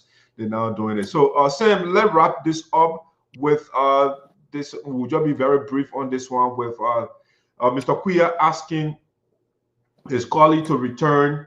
To the suspended lawmakers to come back to section. Now, what I mean, I want us to just talk about it a little bit. Why no guys are not asking their colleagues? They are not writing plenary. They say, you know what, we beseech you, we are asking you, you forgive us, and we want to come back and to do our people work. They are not saying anything. They are sitting down. Something about no, it's not written in a letter to say, you know what, it's hurting my county or my district is hurting. And because of my absence, I want to return you guys who part of me. And he's not doing anything like that. But Romeo Quioh is the one that advocating, that campaigning for them. And what do you make of this move of Romeo Quioh? So let me be very brief on that. You know, so we can because right here is our 8 I mean 3 minutes after 8, and I'm here in the building. Yeah. Right. So what we say. Yeah, what we're saying here is that I don't know what Romeo Quioh continue to do. I think Quioh is doing business. Is what I see. Is how I see it. Because you're looking at the guy action, they are not. I mean, they are not remorseful of their action. They are not showing any remorse. Then you continue to plead on their behalf. You continue to plead for them. So what are you saying? It's said that are you found out? Yes. Oh yeah, my man. Oh, why is it? Oh, the man and Representative Electoral Noah, they are best of friends. Oh, why is it I'm not seeing you, my man? This thing is over. You need to come aboard so that we can start the Labyrinthic business. Even though man, he gave his support. I mean, he joined the majority, but on the other side, on the other leader we have. I mean, representative coming from the other side. The man from our Bon Country, how they call him Marvin Cole, or Prince Afoko, all the guys, they have abandoned their activities. Have you gotten to them? Tell them that yes, oh, my man, we need to start immediate work so that our people work and can go out. But people are not they are not showing you any sign of remorsefulness. But then all of the time you have to put, you come on the floor and so yeah, our people, we have to consider them, and do this. No, you must do the needful from the previous stage before you even carry this to plenary for them to be reconsidered. So I see that as a man block. On the other side, maybe it's a business that he's doing. All right, man, Sam. Yeah, again, that's why Liberia is not going anywhere. This culture of begging, every time somebody does wrong, people put together, and go to beg, and then they forget the person. And a lot of the country is not making progress because you have to have this deterrent effect, right? There's a reason why you have punishment. Because if you don't punish, there is no punishment. I mean, nothing will go right. So you punish somebody, you are telling the person to change the way to do things. So if you say, okay, Sonny Boy, no, then it's screwed up and the people suspended and you are begging all over the place, so Sonny Boy can come back. Why Sonny Boy, no, he said, I can't beg. Why those guys that were suspended themselves, they can't beg their colleagues to say, well, no, we care for our people. I mean, this absence, our absence from the building is affecting our people. I mean, we put together, we send a communication. They're not doing anything. They don't care. But then the Romeo Quioh over there is wasting time. And so the time that people are taking to discuss his communication, something better could be discussed. But the guys have nothing to discuss in that building. So frivolous stuff, that's why they waste time on while people are suffering. Let Sonny Boy Noah serve the suspension. It appears to be Sonny Boy Noah is I mean, when you were in the Capitol building before, he got suspended by Senator TJ because of the misconduct. The same thing he did. He got suspended. Zaza and Mabutu, they had to fight to get him back. The same thing, the misbehavior, the people suspended him again. So he has a history of suspension because he does not do things right. So guys, I mean, Sam, we want to say thank you so much, man, for another wonderful show. Before you close on that on the answer declaration. On the answer declaration, I think our leaders did not proceed well, or public officials did not proceed well, because the law make it clear. They said before taking public, you declare. So it is by law. Why is it? The very first place before you are even taking seat, before you even sit on, in an honorable seat, MOA should have been declared. But that was not done in the case, and any punitive action was taken on them by the president, the CRC, and now today you're showing other action. So the public may see it as a mere block, like it have been discussed in all of the corridor. So I mean, until then, we have to do better. All right, Sam. Thank you, man. We'll see you next Thursday, man. Enjoy the rest of your day. Thanks for your time. Thank you as well. Thank you. All right, ladies and gentlemen, that's how we're bringing the curtain down for today. We want to say thank you so much, all of you. Let me maybe recognize the people that I'm seeing here, and I'll call you a day. O'Hara, thanks for following. Foster, thanks for following. Chris, Moses, thanks for following. Most classical, Oliver David, thanks for your contribution as well. Chati, thanks for following the show. Abraham, thanks for following. That's Morgan Pine, thanks for following the show. Lloyd Jellett, thanks for following. That's Manfred. Toba, thanks for following. Patrick, thanks for your contribution. All of you that are following, I'm not seeing you. I want to say thank you so much. Mr. Slebby Sinoe, thanks for following us. We are out for the day. I want to say thank you to all our viewers and our followers, our contributors. I mean, make sure and subscribe to our YouTube page. A Voice of Sinoe in the Diaspora is the name on YouTube. We got a lot of videos and things that we don't put on Facebook. Keep following us. We will do justice to you and we'll do justice to ourselves. We also, we're holding your feet to the fire. We also expect you to do the same to us. And that's how we build a good society to hold each other accountable. We want to say congratulations to the new leader, for leaders, I should say, of SADO. We wish you all the best. And we pray that those, when I say we, I'm talking about religious people here, so we hope that the guy will do the right thing. Those that are pro-confusion will author codes. They tried, and Mr. Quioh won, or Quiah Wylie won the election, so they have to author codes. They put out their candidate. The candidate did not win, and we want to say, again, congratulations to all of you, our lawmakers, Sonny Bono and others. They got to do better. It's flashing your properties on Facebook and the kind of food you eat is not what we elected you for. We elected you to do something for our people. We wanted Quiah, not Quiah, but Augustine Chia to do better. He refused to declare his asset. So is Duncan. He refused to declare his asset. Sonny Bono and Romeo Quiah, they fulfilled something where they did not declare his asset. I mean, the superintendent of SADO County, those guys, I don't know what is going on with them. But we will be here. We are here. We'll make sure to flag the issues in the county. That being said, and that's what we have for you today. Thank you for following Voice of Sinoe, and we will catch you next Thursday. All right. So let me end with my music here.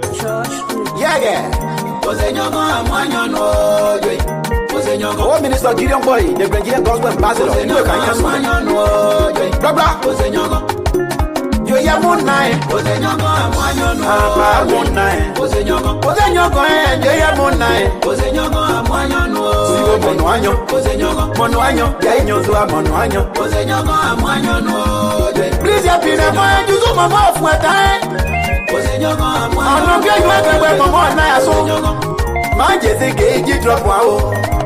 Papa Africa, drop wow. There is a gauge drop wow. Imaya gauge drop wow. Gaddafi gauge drop wow.